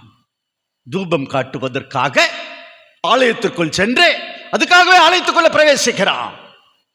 தூபம் காட்டுகிறான். தூபம் காட்டுவதற்கு ஆசாரியர்கள் இருக்கிறார்கள். ஆல்டர் நம்மளாம் போக முடியாது. ஆசாரியர்கள், லேவியர்கள் இருக்கிற இடம். இவன் என்ன செய்தான்? நான் ஒரு ராஜா அல்லவா? மேட்டிமை அடைந்தான். அதே சமயத்திலே அந்த ஆசாரியர்களை அடித்தான். அதை மேலிருந்து பார்த்து கொண்டிருந்த தேவ தூதர்கள் இவனை அடித்தார்கள். குஷ்டரோகம் வந்து கோரமான முடிவு. உசியா ராஜா மரணமடைந்த வருஷத்திலே எந்த உசியாவை நாம் சிங்காசனம் போட்டு அமர வைத்திருக்கிறோம்? எப்படிப்பட்ட மேட்டிமை, எப்படிப்பட்ட பெருமை! ஒண்ணே உசியாவின் சிங்காசனத்தை நீ உருட்டி தள்ளினால் கர்த்தருடைய சிங்காசனம் உனக்குள் ஸ்தாபிக்கப்படும். எழுதி வச்சுக்க. உசியாவின் சிங்காசனம் உருட்டி தள்ளப்பட வேண்டும். இந்த கர்வம், இந்த மேட்டிமை, பெருமை. நான் ஒரே ஒரு கேள்வி கேட்கிறேன். சோதேம் குமார பட்டணம் எல்லாருக்கும் தெரிஞ்சது. ரொம்ப நாளா வாசிக்கிறோம், ஆதியாகமத்திலிருந்து வாசிக்கிறோம். ஏன் அதை கர்த்தர் அழிக்கணும்? காக்க வேண்டிய தெய்வம், காப்பாற்ற வேண்டிய தெய்வம், வேணதை கவிழ்த்து போட்டார். எங்க ஆதியாகமத்தில் பார்த்தது எங்க வெளிப்பாடு ஆகுது தெரியுமா? திருப்புங்கள் எசேக்கியேல் தீர்க்கதரிசி புஸ்தகம் 16ஆம் அதிகாரம் 49வது வசனத்திலே, இதோ கர்வமும் ஆகார திரட்சியும் சாங்ககமான நிர்விசாரமான வாழ்க்கையும் இவைகளே என் சோதேமின் அக்கறை. 4 பாவங்க. அதுல தலை தூக்கி நிற்கிறது கர்வம். தேவனுக்கு பிரியமில்லாதது இந்த கர்வம். பெருமைக்கு ஏத்து நிற்கிறார். உசியாவின் சிங்காசனத்தை உருட்டி தள்ளுவேன் என்று இன்றைக்கு ஒரு முடிவெடுப்பீர்கள் என்றால், கர்த்தர் உங்களுக்குள்ளே ஒரு சிங்காசனத்தை ஸ்தாபிக்க கூடும். எப்படி இருந்த இந்த உசியா கர்த்தரை தேடுவதிலே 3 விதமான ராஜாக்கள் உயர்ந்தவர்களாக இருந்தார்கள். கர்த்தரை தேடுவதிலே, கர்த்தருடைய நம்பிக்கையிலே, ஞானத்திலே. அப்படி இருந்த அந்த மனிதன், அவன் பலப்பட்ட பொழுது தனக்கு கேடு உண்டாகும் அவனே கேடுகளை உண்டாக்கிக்கிட்டான். அவனுக்கே மேட்டிமை வந்துருச்சு. பொறுப்பு அதிகமா வரும்போது பாருங்க, எத்தனையோ பேரை நீங்க பார்க்கலாம் உங்க லைஃப்ல, கிருஷ்ணால்ட்ரியில. அந்த உயர்வு வரும்போது ரொம்ப ரொம்ப ஜாக்கிரதையா இருக்கு. அவங்கவுங்க வேலையை அவங்கவுங்க செய்யணுங்க. உங்க வேலையை நான் செய்யணும்னு நினைக்க கூடாது. ஆசாரிகள் இருக்கிறார்கள், அவர்கள் தூபம் காட்டுவார்கள். எதற்காக இவன் ஆலயத்திற்குள் பிரவேசிக்க வேண்டும்? எதற்காக? அந்த மேட்டிமை தானே, அந்த கர்வம் தானே. உசியாவை அடித்தார்கள், அவன் குஷ்டரோகம் இருந்து மரித்து போனான். முதலாவது நீங்கள் கற்றுக்கொள்ள வேண்டிய பாடம், ஏசாயாவுக்கு தேவன் கற்றுக் கொடுத்த பாடம், உசியாவின் சிங்காசனம் உருட்டி தள்ளப்பட வேண்டும்.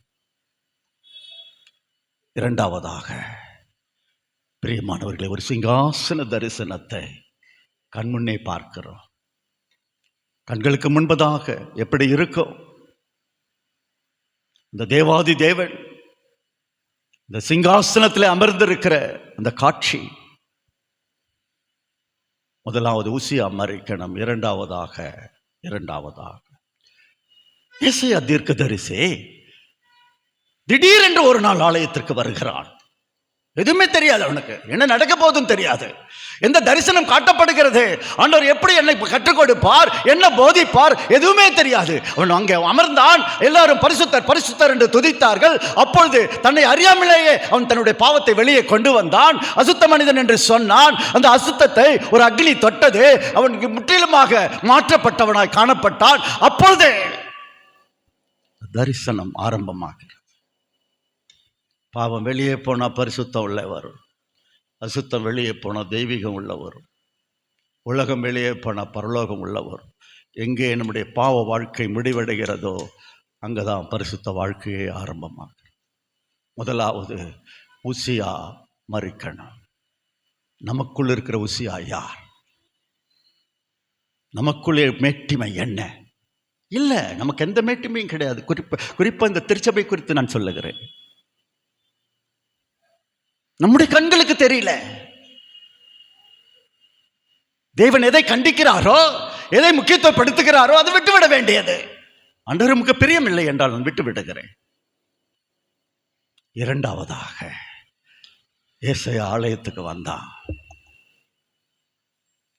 ஒரு ஜெப தூபம், பிரேயர். ஒரு ஸ்பீக்கரை கூப்பிட்டுருக்காங்க ஒரு சர்ச்சில், என்ன மாதிரி. அப்போ அந்த மைக் எடுத்து ஸ்பீக்கர் ஆரம்பிக்கும் போது கர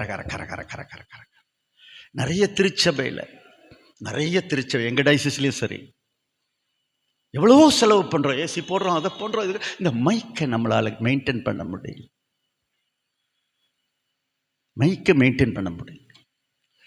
முடியலன்னு சொல்ல, அது தெரியல, கரகரன்னு. அப்போ அங்கேருந்து அவங்கள முன் வரிசையில் உட்காந்து பேசிகிட்டு இருந்தாங்க. இந்த கோயில் குட்டி இருக்கிற வரைக்கும் இந்த மைக் உருப்படாதுன்னு ஒருவன் சொன்னான். இன்னொருவன் சொன்னான், இந்த கமிட்டி இருக்கிற வரைக்கும் இதை யாரும் பார்க்க மாட்டாங்க. இன்னொருவன் சொன்னான், ஆயர் கூட இதை கவனிப்பதில்லை. ஒரு பக்கம் குறை சொல்லுகிற ஆவி. ஒரு சகோதரி எழுந்தாள், முழங்கால் படியிட்டாள். ஆண்டவரே, உம்முடைய நாமத்திலே ஏராளமான பேர் வந்து விட்டோம். உம்முடைய சத்தியத்தை கேட்பதற்காக வந்திருக்கிறோம். எங்களுக்கு ஒரு அற்புதம் செய்யுங்க ஆண்டவரே. இந்த நேரத்திலே அந்த மைக் நன்றாக வேலை செய்யட்டும், ஆம்பிளிஃபையர்ல உடைய ரத்தம் தெளிக்கப்படட்டும். ஒரு பக்கம் குறை சொல்லுகிற ஆவி, ஒரு பக்கம் ஜெபிக்கிற ஆவி. ஒரு சகோதரி முழங்கால் படி போட்டால் அந்த திருச்சபையில் இருக்கிற அத்தனை பேர் முழங்கால் படி போட்டார்கள். அத்தனை பேரும் ஏக மனதோடு, ஒரே மனதோடு ஜெபித்தார்கள். அந்த மைக் நல்லா வேலை செஞ்சது. ஜெபம். ஏசாயா தீர்க்கதரிசி ஆலயத்திற்கு வந்தான். அந்த தரிசனத்தை பார்த்த உடனே அவன் உள்ளத்தில் ஒன்று தோணிச்சு, உசியா மரித்து விட்டானே, அடுத்த ராஜா யார்? எந்த ராஜாவை தேவன் அபிஷேகம் பண்ண போகிறார்? யார் அந்த ராஜா? தேவ திட்டம் என்ன? தேவனுடைய எதிர்பார்ப்பு என்ன? எதற்காக உசியா மரித்தான்? அதன் பிறகு எந்த ராஜா வருவான்? ஜெபத்திலே கேட்பதற்காக ஆலயத்துக்கு வந்தான். பிரேயர். திருப்புங்கள் நீதிமொழி புஸ்தகம் 15ஆம் நீதிமொழி 8வது வசனம். பொய் உதடு கர்த்தருக்கு அருவருப்பு. செம்மையான ஜெபம், செம்மையான ஜெபம். நல்லா கவனிச்சு பாருங்க, செம்மையான ஜெபம். சில பேர் சொல்லுவாங்க, அவங்க செம்மையா ஜெபிக்கிறாங்கய்யா. செம்மையான ஜெபம், பிரியம். ஜெபத்தை குறித்து பார்க்கும்போது ஜெபம் இப்படித்தான் பண்ணணும். தேவையற்ற வார்த்தைகள். 10 நிமிட ஜெபம் அல்லது 5 நிமிட ஜெபம் கருத்தாய் குறிப்பாய்.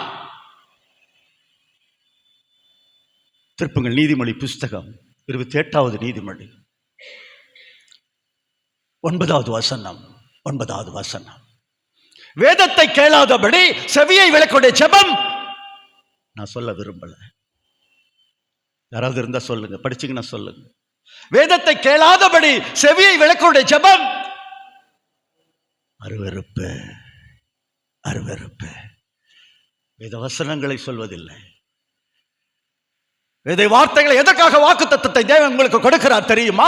அந்த வாக்குத்தத்தத்தை, பரலோகத்தில் வந்த வார்த்தைகளை மீண்டும் பரலோகத்திற்கே அனுப்பி கர்த்தர் உங்களை சீயோனில் இருந்து ஆசீர்வதிப்பார். That is prayer. பைபிள் சொல்லுது. நீங்க கேட்கலாம், இல்லைங்கய்யா என் ஜெபம்லாம் கேட்கப்பட்டு. சரிங்கம்மா, கேட்கப்பட்ட சரி, அது தேவனுடைய கிருபையினால் கேட்கப்பட்டு இருக்கலாம். அதுக்கு உங்க ஜெபம் தான் என்று நீங்கள் சொல்லிவிட முடியாது. திருப்புங்கள் யாக்கோபு புஸ்தகம், யாக்கோபு புஸ்தகம் 4ஆம் அதிகாரம் 4ஆம் அதிகாரம் 3வது வசனத்தை பார்க்கும்போது இந்த கடைசி வார்த்தை சொல்லுது, நீங்கள் விண்ணப்பிக்காமல் இருப்பதனால் தான் சித்தி பெறல. நீங்க விண்ணப்பிக்கல, கர்த்தர் கேட்கல. உங்கள் காரியம் சித்திக்காமல் இருப்பதற்கு, உங்கள் ஜெபம் கேட்கப்படாமல் இருப்பதற்கு என்ன காரணம்? உங்க விண்ணப்பம் சரியில்லை. இன்னும் சொல்ல போன ஜெபம் சரியில்லை. அடுத்த வசனம் பாருங்க, 3வது வசனம் அதே மாதிரி சொல்லுது, தகாத விதமாய் விண்ணப்பம் பண்ணுகிறீர்கள். தகாத விதமாய். தேவன் கேட்கிற விண்ணப்பம் என்ன? தேவன் பிரியப்படுகிற விண்ணப்பம் என்ன? ஆம், செம்மையான ஜெபம் கர்த்தருக்கு பிரியம் அல்லவா? ஜெபத்தோடு நின்று கொண்டிருந்தான் ஏசாயா. அடுத்த ராஜாவே, தேவ திட்டம் என்ன? இந்த ஆலயத்துடைய முக்கியம் என்ன? இந்த ஆலயத்தை குறித்த தேவனுடைய திட்டம் என்னவா இருக்க போகிறது? எஸ், அது நாம போய் ஜெபத்துல தான் கேட்க முடியும். ஜெபத்துல தான். ஜெபதூபம் எழும்பணும். சும்மா பிரேயர்னா அப்படியே ஸ்பார்க்கிள்னு சொல்லுவாங்க, தெரிக்கணும். நெருப்பு தெரிக்குது பார்த்தீங்களா? எவ்வளவு நாட்கள் நாம் இந்த மகரி ஜபத்தை செய்து கொண்டிருப்பது? சொல்லுங்க பார்க்கலாம். இதனுடைய எதிர்பார்ப்பு வேற மாதிரியாக இருக்கிறது. இதனுடைய வார்த்தைகளை வைத்து ஜெபிப்பதை தேவன் விரும்புகிறார். ஜெபதூபம் எழும்ப வேண்டும் என்று தேவன் விரும்புகிறார். 2வது ஏசாயாவுக்கும் நமக்கும் கற்றுக் கொடுத்த பாடம் பிரேயர். ஜெபத்தின் நுண்ணுணர்வு. உணர்வு இல்லாத பட்சத்திலே நம்மளால் உடனே ஜெபிக்க முடியாது. ஜெப நுண்ணுணர்வு எப்பொழுதும் இருக்க வேண்டும். அந்த உணர்வு ஊழியக்காரங்களா எவ்வளோ பேர் போறாங்களே, முன்னாள் இப்போ பைபிள்னா முன்னாள் கொஞ்சம் ப்ராக்டிஸ் பண்ணிட்டு போவாங்க, தெரிஞ்சுக்கிட்டு போவாங்க, இல்லைன்னா குறிச்சிக்கிட்டு போவாங்க. ஜெபம் அப்படி அல்ல. ஜெபத்துக்கு ப்ராக்டிஸ் பண்ணுவாங்களா? ஜெபம் ப்ராக்டிஸ் பண்ணி ஆலயத்துக்கு வருவாங்களா? No, never. எல்லாருக்கையும் ஜெப ஆவி ஊற்றப்பட்டு இருக்கிறது. திருப்புங்கள் சகரியா புஸ்தகம், யாராவது எடுத்தா கொஞ்சம் வாசிக்க தயவு செய்து. சகரியா புஸ்தகம் 12ஆம் அதிகாரம் 10வது வசனம் சொல்லுகிறது, ஆம், தாவீது குடும்பத்தார் மீது, எருசலேம் குடிகள் மீது என் கிருபையின் ஆவியையும் விண்ணப்பத்தின் ஆவியையும் ஊற்றி இருக்கிறேன். அழகா வருது. தாவீதின் சந்ததி நம்முடைய சந்ததி. சொல்லுங்க பார்க்கலாம். நான் ஊற்றி இருக்கிறேன். கிருபையின் ஆவி ஊற்றப்பட்டது, விண்ணப்பத்தின் ஆவி ஊற்றப்பட்டது. எப்படி நீங்கள் சொல்லலாம் தகாத விதமாக விண்ணப்பம் பண்ணுகிறீர்கள்? எப்படி நீங்கள் சொல்லலாம் விண்ணப்பம் பண்ணாததனால் காரியம் சித்தி பெறவில்லை? காரியம் சித்தி பெறவில்லை. செம்மையான ஜெபம் கர்த்தருக்கு பிரியம். குறை சொல்லுகிற ஆவி எவ்வளோ பரட்சி. ஆனால் ஜெபிக்கிற ஆவியுள்ள ஒரு சகோதரி எழுந்த உடனே அத்தனை பேர் எழுந்திருச்சாங்க, முழங்கால் படி போட்டாங்க. அப்ப அற்புதம் நடந்தது. இதுதாங்க சபை, இதுதான் சபை. பேதுரு சிறைச்சாலையில் இருக்கும் பொழுது சபையார் எல்லாம் ஒரே மனதோடு ஒரே சிந்தையோடு. மூன்றாவதாக பிரியமானவர்களே, ஒரு சிங்காசன தரிசனத்தை ஆண்டவர் வெளிப்படுத்தி அது ஏசாயாவுக்கு ஒரு பாடத்தை, ஆவிக்குரிய பாடம் மாத்திரமல்ல, ஒரு அக்கினியின் பாடம். ஒரு அக்கினியின் பாடம். அக்கினியின் பாடம்னா ரொம்ப டஃப்பாக இருக்கும். ஏனென்றால் அவன் உதட்டை அக்கினி தொட்டது. அதில் அவன் மறுரூபமானான். அவன் அப்படியே மாற்றப்பட்டான். அவெல்லாம் வெளியில் போயிடுச்சு, அக்கிரமங்கள்லாம் வெளியில் போயிடுச்சு. அடுத்த ராஜாவை திட்டம் பண்ண வந்தான். தேவனுடைய திட்டம் என்ன? எந்த ராஜா, அவர் எப்படி இருப்பார், எந்த தேசத்தில் இருப்பார், யார் அவர்? ஜெபத்திலே அறிவதற்கு வந்தான். ஆண்டவர் அந்த ஜெபத்தை கற்றுக் கொடுக்கிறார். மூன்றாவது, ஏசாயா தீர்க்கதரிசி உசியா ராஜா மரணம் அடைந்த வருஷத்திலே அவன் ஆலயத்திற்கு வருகிறான். ஜெபத்தோடு ஆலயத்திற்கு வருகிறான். கர்த்தருடைய ஆலயம். இந்த நாட்களிலே அது ஆலயம் என்று சொல்வதை விட சபை என்று சொல்லுகிறார்.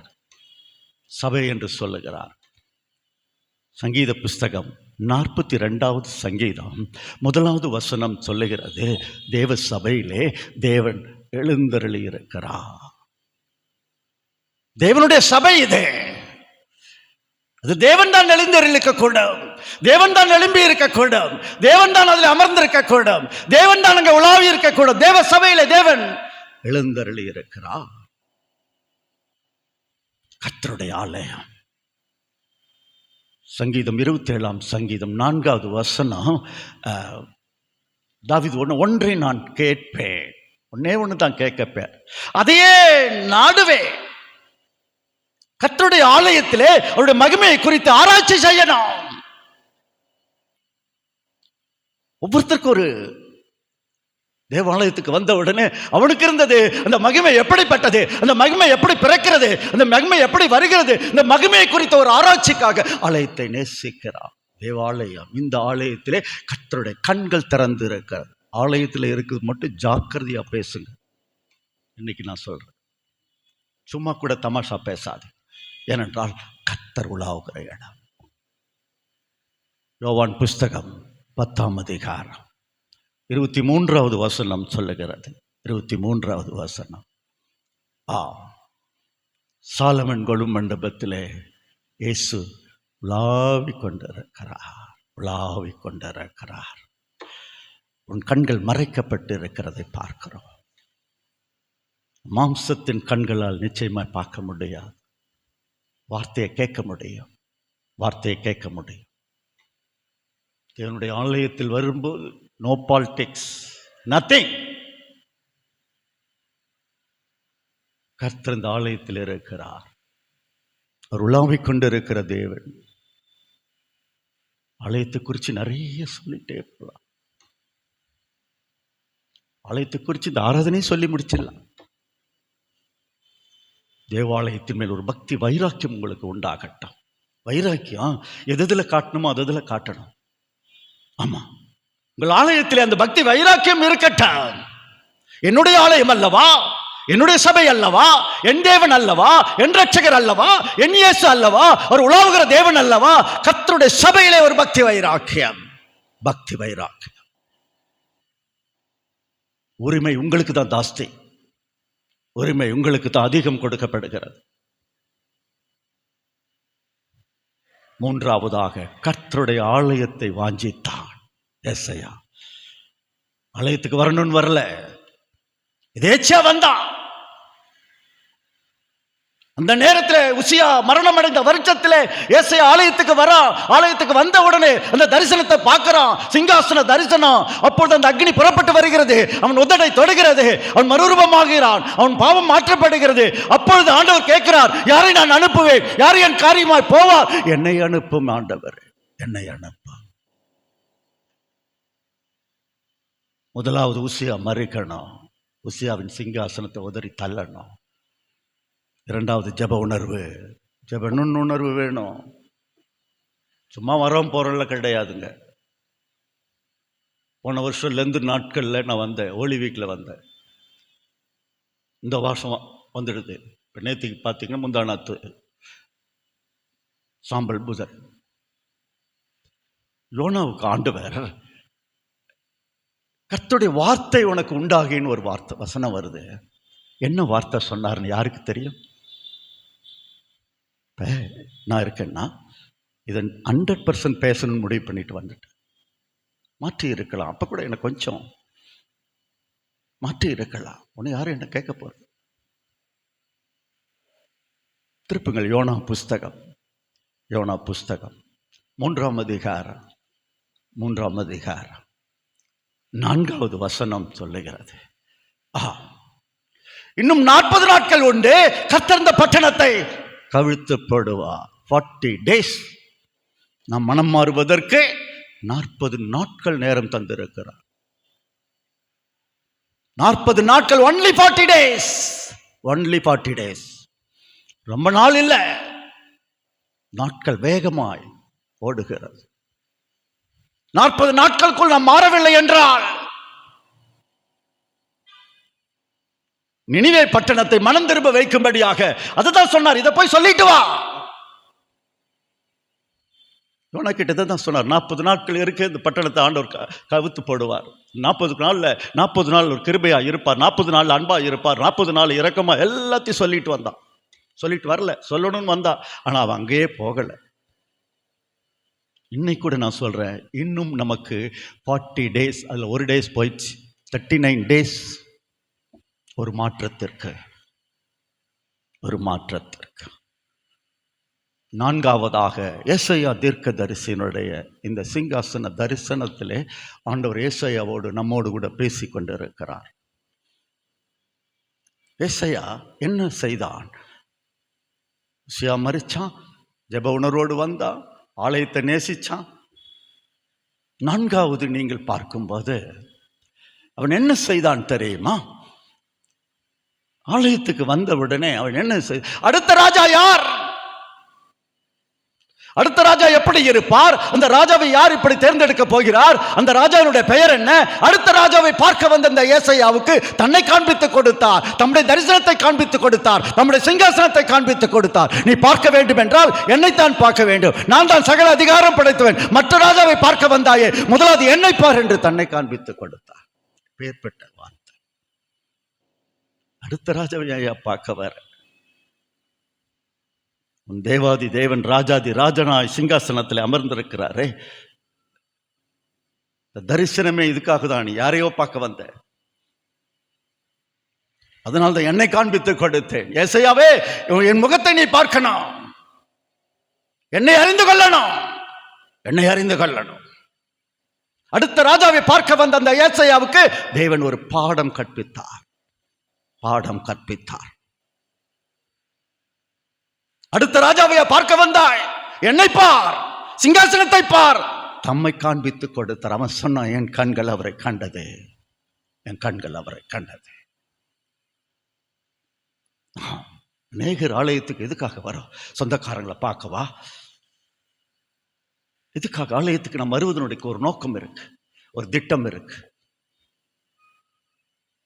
பிரசங்கி 5ஆம் அதிகாரம் 1ஆம் வசனம் சொல்லுகிறது, நீ ஆலயத்தில் வரும்போது உன் நடையை காத்துக்கோ. ஆலயத்துக்கு நம்ம எப்படி வரணும்ன்ற அந்த ஒழுங்கு இருக்கு. அடுத்த ராஜாவை பார்க்க வந்தான், தன்னை பார், என்னை பார், தன்னை காண்பித்துக் கொடுத்தார், தன்னை காண்பித்துக் கொடுத்தார்.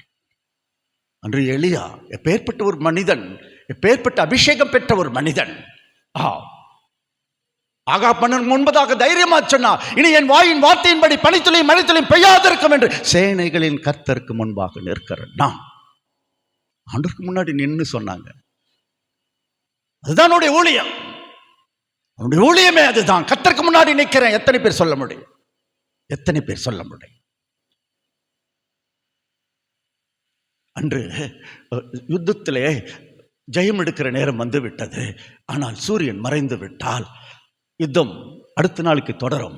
அப்ப யோசுவா ஆண்டவர்கிட்ட சொல்றான், ஆண்டவரே, இந்த சூரியனை கொஞ்ச நேரம் உதிக்க வையும், நீயே சொல்.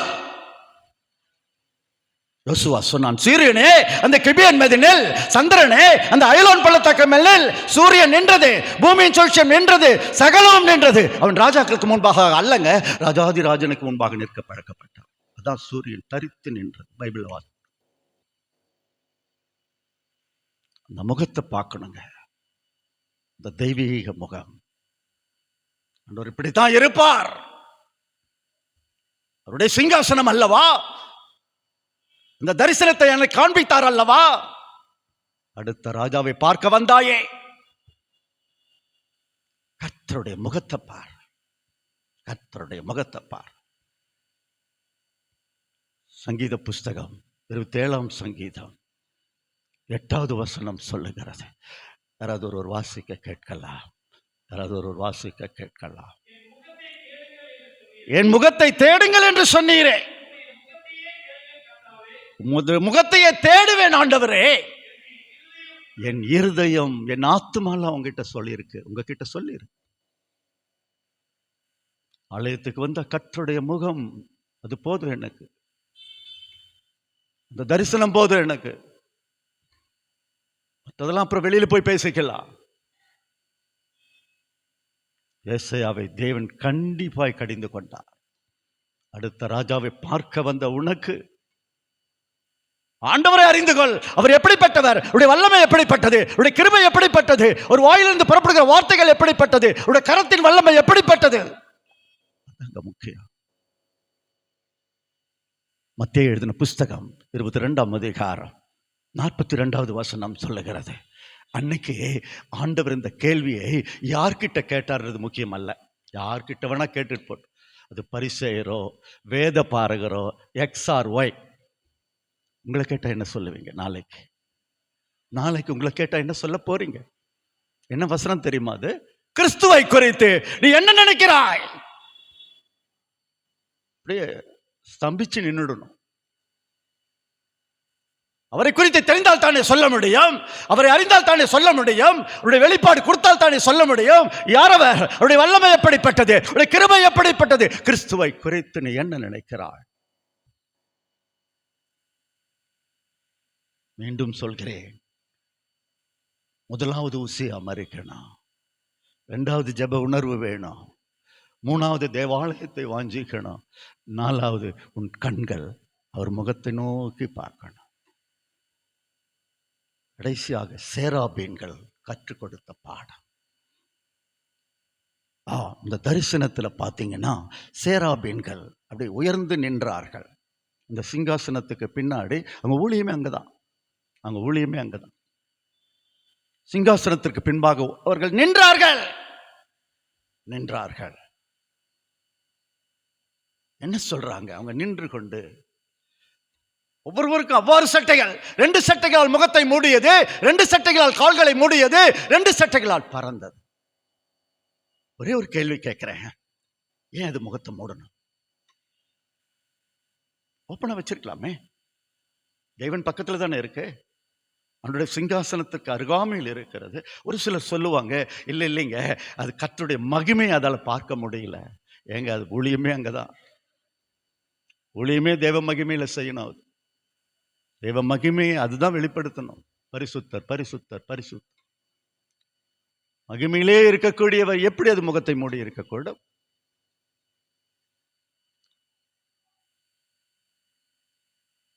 முகத்தை மூடியது மாத்திரமல்ல, கால்களையும் மூடியது. அது கால்களையும் மூடிடுச்சு, செட்டைகளால் பறந்தது. ஏன் முகத்தை மூட வேண்டாம்? சேராபீன்கள் ஏசாயாவுக்கு கற்றுக் கொடுத்த பாடத்துக்கு கடைசியா வந்துட்டோம். ஆண்டவர் கற்றுக் கொடுத்துட்டார் சில பாடங்களை. அப்ப சேராபீன்களும் ஏசாயா தீர்க்கதரிசி ஒருவேளை இந்த சேராபீன்கள் இந்த முகத்தை திறந்து வைத்திருந்தால், மூடாம திறந்து வைத்திருந்தால் என்ன நடக்கும் தெரியுமா? ஏசாயா சிங்காசனத்தை பார்த்திருக்க மாட்டான், சிங்காசனத்தில் வீற்றிருக்கிற தேவனை பார்த்திருக்க மாட்டான். அந்த சேராபினை பார்ப்பான், அது முகத்தை பார்ப்பான், அந்த முகத்தில் இருக்கிற புருவத்தை பார்ப்பான், அந்த முகம் எப்படி இருக்கிறது என்று பார்ப்பான். அதையே பார்த்து கொண்டு இந்த தரிசனத்தை அவன் விட்டு விடும். அதுக்காக தன்னை முகத்தை மூடிக்கும். ஏசாயாவே, நீ பார்க்க வேண்டிய முகம் அந்த முகம்.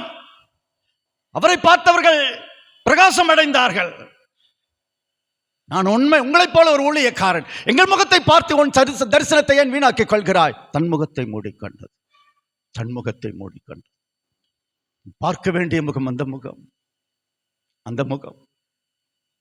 அதை விட்டு எங்களை ஏன் பார்த்து கொண்டிருக்கிறாய்? ஒருவேளை அது முகத்தை திறந்து வைத்திருந்தால், ஒருவேளை மறுபடியும் ஒரு பாடத்தை சொன்னதாம். ஏசாயாவே, இன்று நாங்கள் ஏன் முகத்தை மூடியிருக்கிறோம் தெரியுமா? ஆண்டவர் இன்னும் கொஞ்ச நாளிலே உனக்கு தீர்க்க தரிசன வரத்தை கொடுப்பார். அநேகர் உன்னிடத்துல வருவார்கள், அநேகர் உன்னிடத்துல கேட்பார்கள். அப்போது நாங்கள் ஏன் மூடி இருக்கிறோம் தெரிஞ்சுக்கோ. ஒரு வேளை உனக்குள் இருக்கிற ஆண்டவரை நீ வெளிப்படுத்தணும், உனக்குள் இருக்கிற ரட்சகரை வெளிப்படுத்தணும், உனக்குள் இருக்கிற தேவ வார்த்தையை வெளிப்படுத்தணும். இல்லை என்றால் உன் முகத்தை மூடிக்கும். கர்த்தர் உன்னை உயர்த்துவார். ப்ராபசி, தேவ ரகசியம், தீர்க்க தரிசனம், ஜனங்கள் வருவார்கள். நாங்கள் ஏன் மூடி இருக்கிறோம் என்பதை நினைவுபடுத்திக்கொள். உன்னை பற்றே பேசிக் கொண்டு இருக்காதே. பார்க்க வேண்டிய முகம் அந்த தேவனுடைய முகம். நாங்கள் முகத்தை மூடினுடைய ரகசியம் இதுதான், ரகசியம் இதுதான். கால்களை மூடிக்கொண்டது. கால்கள் என்றாலே சுய சித்தம், வில் ஆஃப் காட். இந்த கால் இருக்கு பார்த்தீங்களா, எந்தெந்த இடத்துக்கு போயிட்டு வந்திருக்குங்க. ஏசாயாவே, உன் கால்கள் மூடப்படணும். ஒருவேளை உன் வாழ்க்கையிலே தேவ சித்தத்தை நிறைவேற்றுவாயா? தேவ சித்தம் என்ன? ஆண்டவர் இந்த சித்தத்தின்படியாக செய்வாயா? அந்த சித்தத்தின்படியாக நீ எல்லாவற்றையும் செய்வாயா என்று கால்களை மூடிக்கொண்ட பேதுருவை குறித்து பைபிள் சொல்லுது.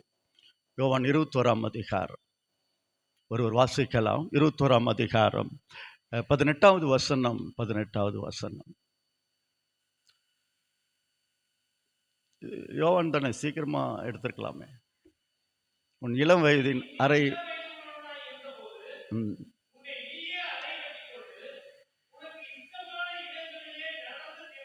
கண்டபடி நடந்து தெரிந்தாய். பேதுருவே, உன் கால்கள் மூடப்படும். உன் இளம் வயதிலே, உன் இளம் வயதிலே. பிரியமானவர்களே, கர்த்தருடைய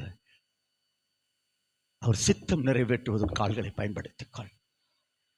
இந்த கால்கள் கண்டபடி தெரிந்திருக்கும். கால்களை மூடிக்கொண்டதனுடைய ரகசியம் 2 செட்டைகளால் பறந்தது. பறக்கிற வல்லமை. நாம் ஏதோ கொஞ்ச நாள் பூலோகத்தில் இருக்கிறோம். நம்மளாம் உன்னதத்திற்குரியவர்கள் பைபிள் சொல்லு. ஆமா, நமக்கும் ஆண்டவர் 2 செட்டைகளை தந்திருக்கிறார். கர்த்தருக்கு காத்திருக்க எப்படி இருப்பானா, செட்டைகளை அடித்து எழும்புவானா. நமக்கு இருக்கிற 2 செட்டைகள் என்ன தெரியுமா? ஒன்று துதி, இன்னொன்று ஸ்தோத்திரம். இந்த துதியும் ஸ்தோத்திரமும் இணையும் போது பறக்கிற மனிதனாயிருப்பார். 2 செட்டைகளால். 6 செட்டைகள் இருந்தாலும் அது பறப்பதற்கு யூஸ் பண்ணது 2 செட்டை தான். ஆனா இன்னைக்கு பாருங்க, சும்மா ஒரு கேசட் போட்டாங்கன்னா சரி, சும்மா ஒரு சின்ன ஏதோ ஒரு தாளந்து கிடைச்சிட்டா சரி, 60 செட்டையில பறக்கிறான். நான் தான் பறக்கக்கூடியவர்கள், உன்னதத்திலே பறக்கக்கூடியவர்கள் 2 செட்டைகளால். துதினா என்ன, ஸ்தோத்திரம்னா என்ன? வானத்தை அண்ணாந்து பாருங்கள், அந்த மகத்துவத்தை பாருங்கள். மேகத்தை படைத்தவரை துதியுங்கள், சந்திரன் சூரியனை படைத்தவரை துதியுங்கள், நட்சத்திரத்தை படைத்தவர், அது துதி. ஸ்தோத்திரம். தாயின் வயிற்றிலிருந்து, கருவிலிருந்து என்னை பிரித்தெடுத்தாய், உன்னை உணவு கொடுத்தாய், வஸ்திரம் கொடுத்தாய். துதிக்கிறோம், உண்மை ஸ்தோத்திரிக்கிறோம். துதியும் ஸ்தோத்திரம் தான் பைபிள்ல இவ்வளவு முக்கியமான ஒன்று. ஜபம் கூட நீங்க அப்புறம் பண்ணாலும் சரி, பண்ணாட்டினாலும் அந்த துதி, கர்த்தரை துதிக்கிற அந்த துதி. சங்கீதம் 136வது சங்கீதம் கடைசி வசனம் சொல்லுகிறது. இந்த கடைசி வசனம் அது ஃபுல்லாவே துதி தான். என்ன சொல்லுதுன்னா, பரலோகத்தின் தேவனை துதியுங்கள், அவர் கிருபை என்றும். நம்முடைய தேவன் பரலோகத்தின் தேவன் என்று நினைத்து துதி. ஆண்டவர் இந்த இடத்துல ஆர்ட் ஆஃப் சிட்டியில் இந்த ஆலயத்தை கட்டியிருக்கார். ஆமா, ஏசாயா புஸ்தகம் 43ஆம் அதிகாரம் 21வது வசனம் தான் ஞாபகத்துக்கு வரும். என்னவென்னு தெரியுமா? என் ஜனங்கள் துதியை சொல்லி வருவார். துதிப்பதற்காக ஏற்படுத்தப்பட்ட ஸ்தலம் இது. துதியின் மத்தியில வாசம் செய்கிறவர். துதிகளுக்காகவே இந்த ஜனங்களை ஏற்படுத்தினேன், இவர்கள் என் துதியை சொல்லி வருவார். யாருமே சொல்றது கிடையாது. 2 சட்டைகளால் முகத்தை மூடியது, 2 சட்டைகளால் கால்களை மூடியது, 2 சட்டைகளால் பறந்தது. கொஞ்சம் 100 காரியத்தை செய்தது. திருப்புங்கள் எபிரேயர் புஸ்தகம், ஏசாயா புஸ்தகம் 6ஆம் அதிகாரம் 3வது வசனம் சொல்லுகிறது, ஒருவரை ஒருவர் நோக்கி. ஒருவர் என்றால் அது தனிமை, ஒருவரோடு ஒருவர் என்றால் அது ஐக்கியம். ஐக்கியம், ஒருவரோடு ஒருவர், ஒருவரோடு ஒருவர். நிறைய வேதத்தில் வாசிக்கலாம். 2 பேர் ஒருவருக்கொருவர், ஒருவருக்கொருவர், ஒருவருக்கொருவர். ரோமர் 15ஆம் அதிகாரம் 7வது வசனம் இப்படியாய், கிறிஸ்து நம்மை தாங்கினதை போல கிறிஸ்து நம்மை ஒருவருக்கொருவர் தாங்குங்க, ஜெபம் பண்ணுங்க, ஒருவருக்கொருவர் ஏற்றுக்கொள்ளுங்க. கிறிஸ்து நம்மை ஏற்றுக்கொண்டார் அல்லவா? ஒருவருக்கு, நான் அந்த வீட்டுக்கு வரமாட்டேன், நான் அங்கே வரமாட்டேன், இங்கே வரமாட்டேன். ஆண்டவர் எங்கேயுமே உங்களை வரவிட மாட்டேன். பிரியமானவர்களே, ஒருவருக்கொருவர் என்று அந்த சேராபீன்கள் ஐக்கியத்தை கற்றுக் கொடுக்கிறார். ஐக்கியத்தை கற்றுக் கொடுக்கிறார். அந்த துதி சத்தம் பாருங்க, நீங்க 4வது வசனம் பார்க்குறோம். அந்த துதியின் சத்தம் என்ன செய்தாம் தெரியுமா? எவ்வளோ பெரிய அந்த என்ன மரம்னே தெரியாது, அவ்வளோ பெரிய விலை உயர்ந்த மரம், அந்த நிலைகள் அசைதாம். பைபிளில் போட்டு அந்த நிலைகளே அசையும் போது இதை விட கடின இருதயம் ஏன் அசையாது? அதைத்தான் கேட்கிறான். கடின இருதயம், ஏசாயா அசைக்கப்பட்டான் அல்லவா? தேவன் ஒரு அசைவை ஏற்படுத்துகிறவர் அல்லவா? இன்னும் ஒரு விஷயம், இந்த பூமியை அசைய பண்ணுவேன். நிலைக்கால்களை அசையுது. அந்த துதியின் சத்தம் நிலைக்கால்களை அசைக்கவை. பிரியமானவர்கள், முடிக்க விரும்புகிறேன். எப்பேற்பட்ட ஒரு தரிசனம், எத்தனை பாடம், அக்னி லெசன், ஒவ்வொன்றாய் நம்முடைய எதிர்காலத்திற்கு. ஏன் இப்பொழுதே தேவன் நமக்கு கற்றுக் கொடுக்கிற பாடம். நாம் எப்படி இருந்தோம் என்பது முக்கியம் அல்ல, இப்ப எப்படி இருக்க போகிறோம் என்பது தான் முக்கியம். பிரியமானவர்களே, உசியா ராஜா மரணமடைந்த வருஷத்திலே முதலாவது உங்களுக்குள் இருக்கிற உசியா தூக்கி எறியப்பட வேண்டும். உங்களுக்குள் இருக்கிற உசியா சிங்காசனம் உருட்டி தள்ளப்பட்டால் கர்த்தர் தம்முடைய சிங்காசனத்தை அந்த இடத்துல ஸ்தாபிப்பார். ஜெப உணர்வு. எனக்கு ஜெபிக்க வாய்ப்பு கொடுக்க மாட்டாங்களா? நான் ஜெபிக்க மாட்டேனா? ஜெபாவி என் மேல் ஊற்றப்பட்டு இருக்கிறது, கிருபையின் ஆவி என் மேல் ஊற்றப்பட்டு இருக்கிறது, விண்ணப்பத்தின் ஆவி என் மேல் ஊற்றப்பட்டு இருக்கிறது. ஜெப உணர்வே.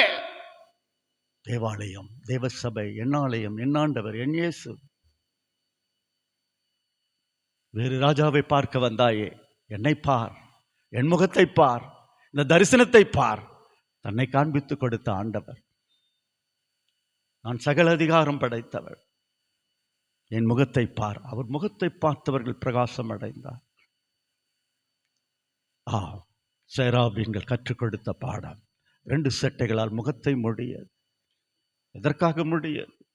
ஒருவேளை முகத்தை திறந்து வைத்திருந்தால் இந்த தரிசனத்தை அவன் இழந்திருப்பான். இந்த தரிசனத்தை அவன் பார்த்திருக்க மாட்டான். அந்த சேராபீன்களையே பார்த்து அவன் கொடுக்கப்பட்ட தரிசனத்தை வீணாக்கி இருப்பான். நான் எங்கள் முகத்தை அதற்காக மூடிக்கொண்டோம். அது மாத்திரமல்ல, நாளைய தினத்தில் கர்த்தர் உன்னை உயர்த்துவார், கர்த்தர் நாளைய தினத்தில் உன்னை மேன்மைப்படுத்துவார். அப்பொழுது நினைவில் வைத்துக்கொள், நான் எதற்காக முகத்தை மூடி இருக்கிறேனோ அதே மாதிரி உனக்குள்ள இருக்கிற ஆண்டவரை நீ வெளிப்படுத்து. ஆண்டவர் உனக்கு கொடுத்த வார்த்தைகளை நீ வெளிப்படுத்து, தீர்க்கமாய் வெளிப்படுத்து. 2 சட்டைகளால் கால்களை மூடி தேவ சித்தம் உன் வாழ்க்கையில் நிறைவேறும். கர்த்தருடைய சித்தத்திற்கேற்றபடி நாம் நடக்கணும். இல்லை என்றால் உன் கால்களை மூடிக்கால். எங்கெங்கோ சுற்றி திரிந்த கால்கள், ஆண்டவர் இப்பொழுது கால்களுக்கு ஒரு தடை போட்டிருக்கார். எங்கே என் சித்தத்தை நிறைவேற்றுகிறாயோ கர்த்தருக்கு சித்தமானவருடைய கையினால் வாய்க்கும்.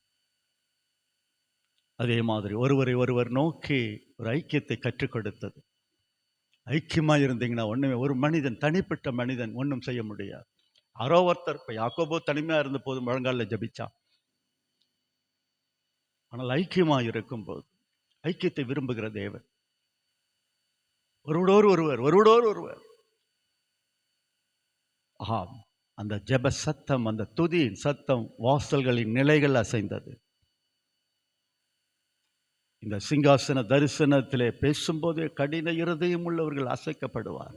யாரா இருந்தாலும் கர்த்தர் நீ வரக்கூடிய நாட்களிலே திருச்சபையில் ஒரு அசைவை ஏற்படுத்தினால் அதான் எழுப்புதல். நிச்சயம் செய்வார். நான் பல இடங்களிலே, பல தேவாலயங்களிலே, பல திருமண்டலங்களிலே போயிருக்கேன். நான் அதுதான் விரும்புகிறேன். ஒரே ஒரு அசை, ஒரே ஒரு அசை. பிரியமானவர்களே, இந்த பாடம் ஒருவேளை சில நேரங்களில் உங்களுக்கு கஷ்டமா இருக்கலாம். குறித்த காலத்திலே ஒரு தரிசனம் வைக்கப்பட்டு இருக்கிறது. அது முடிவிலே விளங்கும். அது பொய் சொல்லாது, அது தாமதிக்காது. தாமதித்தாலும் காத்திரு. நம்மளை உற்சாகப்படுத்தியது அந்த வசனம். எனக்கும் ஒரு தரிசனமா, நானும் பார்க்க முடியுமா? எஸ். இந்த சிங்காசன தரிசனத்தை ஆண்டவர் ஏசாயாவுக்கு மாத்திரமல்ல, ஏசாயாவின் நம்முடையதே நமக்கும் காண்பித்து கொடுக்கிறவர், நம்மோடு கூட பேசுகிறவர். ஒரு மறுரூப தரிசனத்தை பேதுரு சீஷர்கள்லாம் பார்த்து பயந்தாங்க. பயப்படாதே என்று சொல்லி ஆண்டவர் இயேசு ஆறுதல் படுத்தி அன்று யாக்கோபு தன்னுடைய கைகளை குறுக்கே திருப்பி சிலுவையை காண்பித்தான். ஒரு மனிதன் ரட்சிப்புக்குள் வர வேண்டும் என்றால் அவன் சிலுவையின் கீழ் வர வேண்டும். ஆம் பிரியமானவர்களே, நாம் எழுந்திருக்கலாம். உங்களுக்காக கொஞ்சம் நேரம் ஆயிடுச்சு, சாரி, நாங்கள் வந்ததே லேட்டு தான். இது கொஞ்சம் பெரிய செய்தி தான். இருந்தாலும் நிறைய சப்போர்ட் பண்ணீங்க.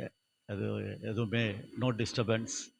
ஆகையினால் பிரியமானவர்களே, இன்று கர்த்தர் உங்களோடு கூட பேசியிருப்பார் என்றால், ஒரு சிங்காசன தரிசனத்தை வெளிப்படுத்தினார். ஏசாயாவுடைய வாழ்க்கை அந்த அக்னியின் பாடம் முற்றிலும் மாற்றப்பட்டது. பரிசுத்தமுள்ள நல்ல பிதாவே, நல்ல வேலைக்காக உம்மை துதிக்கிறோம் ஆண்டவரே. ஆம் தகப்பனே, அன்று புறப்பட்ட அந்த பலிபீடத்தின் அக்னி இன்று எங்களையும் தொடட்டும் ஆண்டவரே. எங்கள் கண்களிலே குறை இருக்கும் போது அந்த கண்களை தொடட்டும். எங்கள் உதட்டை தொடட்டும் ஆண்டவரே. எங்கள் நாவை தொடட்டும், எங்கள் கைகளை தொடட்டும். பலிபீடத்தின் அக்னி ஏசாவை தொட்ட மாத்திரத்திலே அவன் பாவ வாழ்க்கை முடிவடைந்து விட்டது. அவனுடைய பரிசுத்த வாழ்க்கை ஆரம்பித்து விட்டது. பாவம் வெளியே போய்விட்டது, பரிசுத்தம் உள்ளே வந்து விட்டது.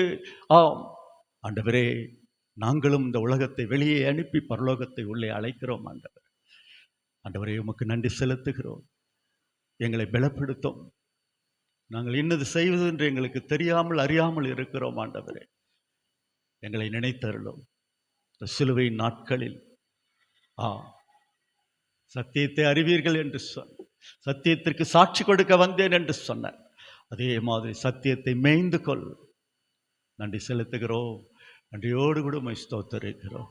ஆண்டவராயிருக்கிற இயேசுவின் நாமத்தில் ஜெபிக்கிறோம் நல்ல பிதாவே. ஆமென், ஆமென்.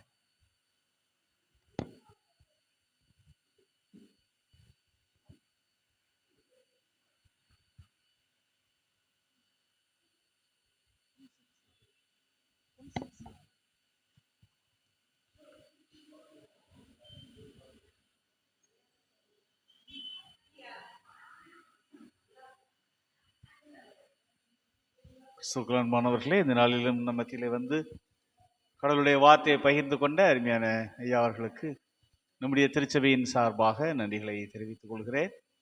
தொடர்ந்து அருமையான ஐயாவுடைய ஊழியங்களுக்காக, அவருடைய குடும்பத்தாருக்காக நீங்கள் உங்கள் தனி ஜபங்களிலும் குடும்ப ஜபங்களிலும் செபிக்க அன்போடு கேட்டுக்கொள்கிறேன். சபையாருக்கு அறிவிக்கப்பட வேண்டிய ஒரு சில அறிவிப்புகள். நாளைய தினம் காலை 10 மணி அளவிலே செய்தி கூட்டங்களின் தொடர்ச்சியாக உபவாச கூட்டம் நடைபெறும். ஆகவே சபையார் உபவாச கூடுகையிலும் உற்சாகத்தோடு பங்கு பெறும்படியாக உங்களை அன்போடு கேட்டுக்கொள்கிறேன்.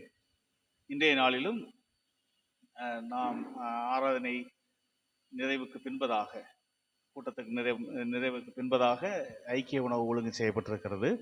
சபையார் பங்கு பெற்று செல்லவும் உங்களை அன்போடு கேட்டுக்கொள்கிறேன். ஐக்கிய உணவிற்காக நீங்கள் காணிக்கை கொடுக்க விரும்பினால் அதை உதாரணத்துவமாக தந்து, இந்த செய்தியை கேட்டதைப் போல ஒருவரோடொருவர் ஐக்கியப்படும்படியாக, அந்த ஐக்கியத்தின் ஆசீர்வாதம் பெரிது என்று ஆண்டவர் சொல்லுகிறதை நாம் நினைவு கொண்டவர்களாய் கர்த்தருக்கென்று இந்த காலங்களிலே நம்மை நாம் அர்ப்பணித்து அவரை மேன்மைப்படுத்த நீங்கள் உதவி செய்ய உங்களை அன்போடு கேட்டுக்கொள்கிறேன். நாளை தின மாலையும் நற்செய்தி கூட்டம் உண்டு. அதிலும் இரவு உணவு ஒழுங்கு செய்யப்பட்டிருக்கிறது. ஆகவே அதற்காகவும் நீங்கள் ஜெபத்தோடும் ஆண்டவருக்கென்று நம்மை அர்ப்பணிக்கின்ற செயல்களோடும் நீங்கள் பங்கு பெற உங்களை அன்போடு கேட்டுக்கொள்கின்றேன். ஐயா வருகின்ற பொழுது கேட்டார்கள், உபவாச கூட்டத்தில் நிறையா வருவாங்களா ஐயா அப்படின்னு கேட்டாங்க. வருவாங்க ஐயான்னு சொல்லியிருக்கேன். ஆகவே சனிக்கிழமை பொதுவாக உபவாச கூடுகையிலே நாம் மிகுந்த குறைந்த எண்ணிக்கையிலே பங்கு பெறுகின்றவர்களாக இருக்கின்றோம்.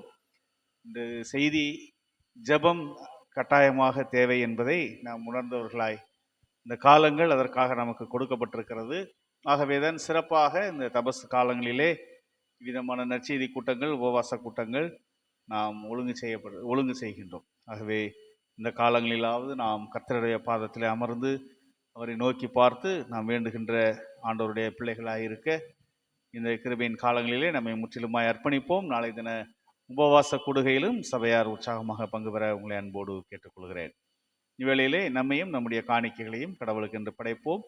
நம்முடைய அருட்பணி பாடல் புஸ்தகத்திலே பாடல் 167 இதோ மனுஷரின் மத்தியில் தேவாதி தேவனே வாசம் செய்கிறாரே என்ற பாடலை பாடி நம்மையும் நம்முடைய காணிக்கைகளையும் கடவுளுக்கு என்று படைப்போம். பாடல் 167.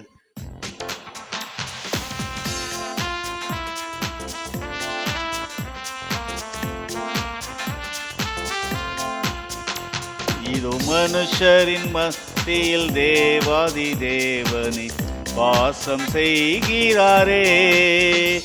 இதோ மனுஷரின் மத்தியில் தேவாதி தேவனே வாசம் செய்கிறாரே. தேவன் தாபரிக்கும் தலமே தம் ஜனத்தாரின் மத்தியிலாம்.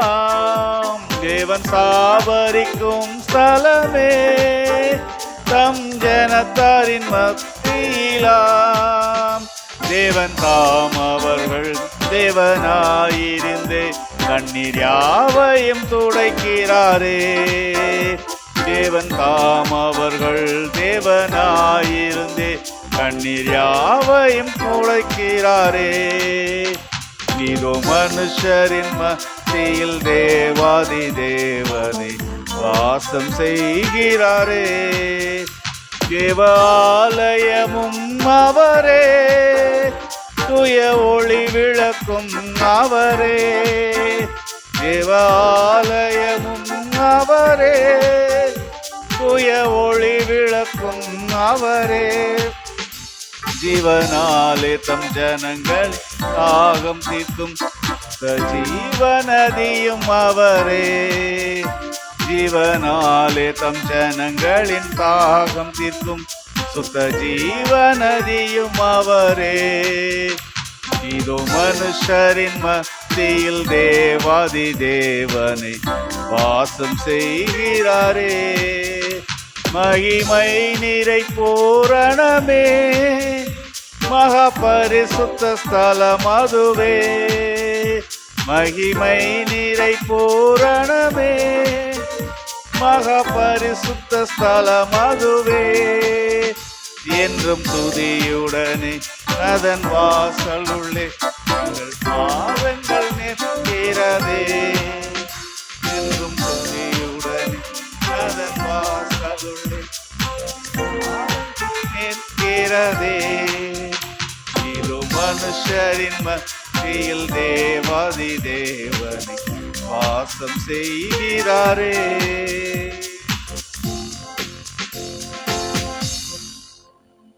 ஜெபம் செய்வோம். அன்பின் ஆண்டவரே, இரக்கம் மிகுந்தவரே, இந்த நல்ல நாளிலும் நாங்கள் இந்த தபசு காலங்களிலே உங்களுடைய பாதபடியிலே கூடி வரவும் உம்முடைய திருப்பெயரை நாங்கள் மகிமைப்படுத்தும்படியாகவும் கர்த்தர் தந்த இந்த வேளையிலும் நன்றி இருதயத்தோடு உம்முடைய வல்லமையும் வழிநடத்தலும் உம்முடைய இரக்கமும் தயவும் அன்பும் பெரிதென்று நாங்கள் உணரும்படியாக நீர் எங்கள் வாழ்வில் தந்திருக்கிற சுகத்தோடும் பலத்தோடும் கர்த்தர் தந்திருக்கிற ஆசீர்வாதங்களோடும் நாங்கள் இந்த வேளையிலே நன்றி இருதயத்தோடு உம்முடைய திருப்பணிகளுக்கென்று காணிக்கைகளை படைத்திருக்கிறோம். படைத்த கரங்களை கர்த்தர் ஆசீர்வதிப்பீராக. அதன் வழியாக உம்முடைய இறையரசு பரவ நீர் அருள் தரும்படியாக நாங்கள் ஜெபிக்கின்றோம். கடவுள் தாமே இந்த நாளிலும் வந்த ஒவ்வொருவரையும் உம்முடைய வார்த்தையினால் ஆசீர்வதிக்கும்படியாக நாங்கள் ஜெபிக்கின்றோம். நாளை தின உபவாச கூடுகைக்காக, நாளை தின மாலை நற்செய்தி கூட்டங்களுக்காக நாங்கள் நம்முடைய பாதபடியில் வருகிறோம். கடவுள் தாமே எல்லாவற்றிலும் நல்ல கால சூழ்நிலைகளை தந்து திருச்சபையின் குடும்பங்கள் உற்சாகமாக இந்த காலங்களிலே ஆண்டவருடைய சிலுவை அன்பை உணர்ந்து கர்த்தருக்கு நன்றி செலுத்தவும், ஆண்டவருடைய அன்பிலே நிலைத்திருக்கவும், ஐக்கியத்தின் ஆசீர்வாதங்களை நிறைவாய் பெற்றுக்கொள்ளவும், உயிர்த்தெழுந்த உம்மை இந்த தபசு காலங்களின் நிறைவிலே கண்டுகொள்ளவும், எங்களுடைய பாவமான வாழ்க்கை, பாவமான கரைகள் நீங்கும்படியாகவும் கர்த்தர் எங்களை இந்த கிருபையின் காலங்களிலே ஆசீர்வதிக்கும்படியாக நாங்கள் ஜெபிக்கின்றோம். கர்த்தர் தாமே வந்த ஒவ்வொருவரையும் நீர் ஆசீர்வதிக்கும்படியாக நாங்கள் மன்றாடுகிறோம். வர தடைப்பட்ட பிள்ளைகளையும் கர்த்தர் வருகின்ற நாட்களிலே கூட்டி சேர்க்கும்படியாக நாங்கள் ஜெபிக்கின்றோம். இந்த வேளையிலும் பகல் முழுவதும் நீர் எங்களை பட்சமாய் பாதுகாத்தி இரவின் எல்லா தீமைகளுக்கும் தீங்குகளுக்கும் நீர் எங்களை விலக்கி உடைய கரத்தில் நல்ல நித்திரை கண்டு துதிக்கும் துதியோடு எழ நீர் இரக்கம் பாராட்டும்படியாக நாங்கள் ஜெபிக்கிறோம். வந்த ஒவ்வொருவரும் வேண்டுகின்ற வேண்டுதலின் ஆசீர்வாதங்களை நிறைவாய் பெற்றுக்கொள்ள கடவுள் நீர் இரக்கம் செய்வீராக. இறைமகன் இயேசு கிறிஸ்து வழியாய் வேண்டுகிறோம் எங்கள் அன்பின் கடவுளே, ஆமென். பரமண்டலங்களில் இருக்கிற எங்கள் பிதாவே, உடைய நாமம் பரிசுத்தப்படுவதாக, உடைய ராஜ்யம் வருவதாக, உடைய சித்த பரமண்டலத்திலே செய்யப்படுகிறது போல பூமியிலேயும் செய்யப்படுவதாக. உங்கள் ஆகாரத்தை இன்று எங்களுக்கு தாரும், எங்களுக்கு விரோதமாய் குற்றம் செய்வர்களுக்கு நாங்கள் மன்னிக்கிறது போல எங்கள் குற்றங்களே எங்களுக்கு மன்னியும், எங்களை சோதனைக்குட் பிரவேசிக்க பண்ணாமல் தீமையை நின்று ரட்சித்துக் கொள்ளும். ராஜ்யமும் வல்லமையும் மகிமையும் என்னென்றைக்கும் உம்முடையவைகளே, ஆமென். நம்முடைய ஆண்டவரும் இரட்சகருமாகிய இயேசு கிறிஸ்துவின் கிருபை, பிதாவாகிய தேவனுடைய அன்பு, தூய ஆவியானவருடைய வழி நடத்துதல், பராமரிப்பு, பாதுகாப்பு, ஆசீர்வாதம் நம் அனைவரோடும் திருச்சபையின் குடும்பங்களோடும் இப்பொழுதும் எப்பொழுதுமான சதா காலங்களிலும் நிலைத்திருப்பதாக.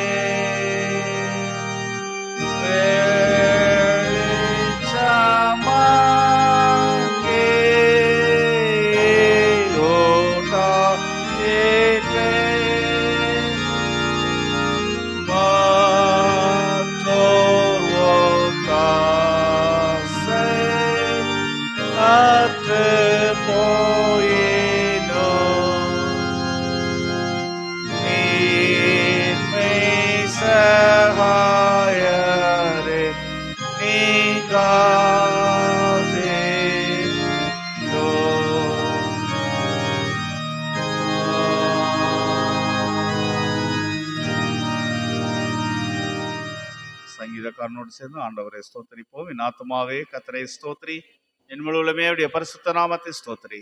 என் ஆத்துமாவே கர்த்தரை ஸ்தோத்திரி, கர்த்தர் செய்த சகல உபகாரங்கள் பரவாதே. கர்த்தர் உங்களோடு இருப்பாராக. தேவ சமாதானத்துடைய போக கடவோம்.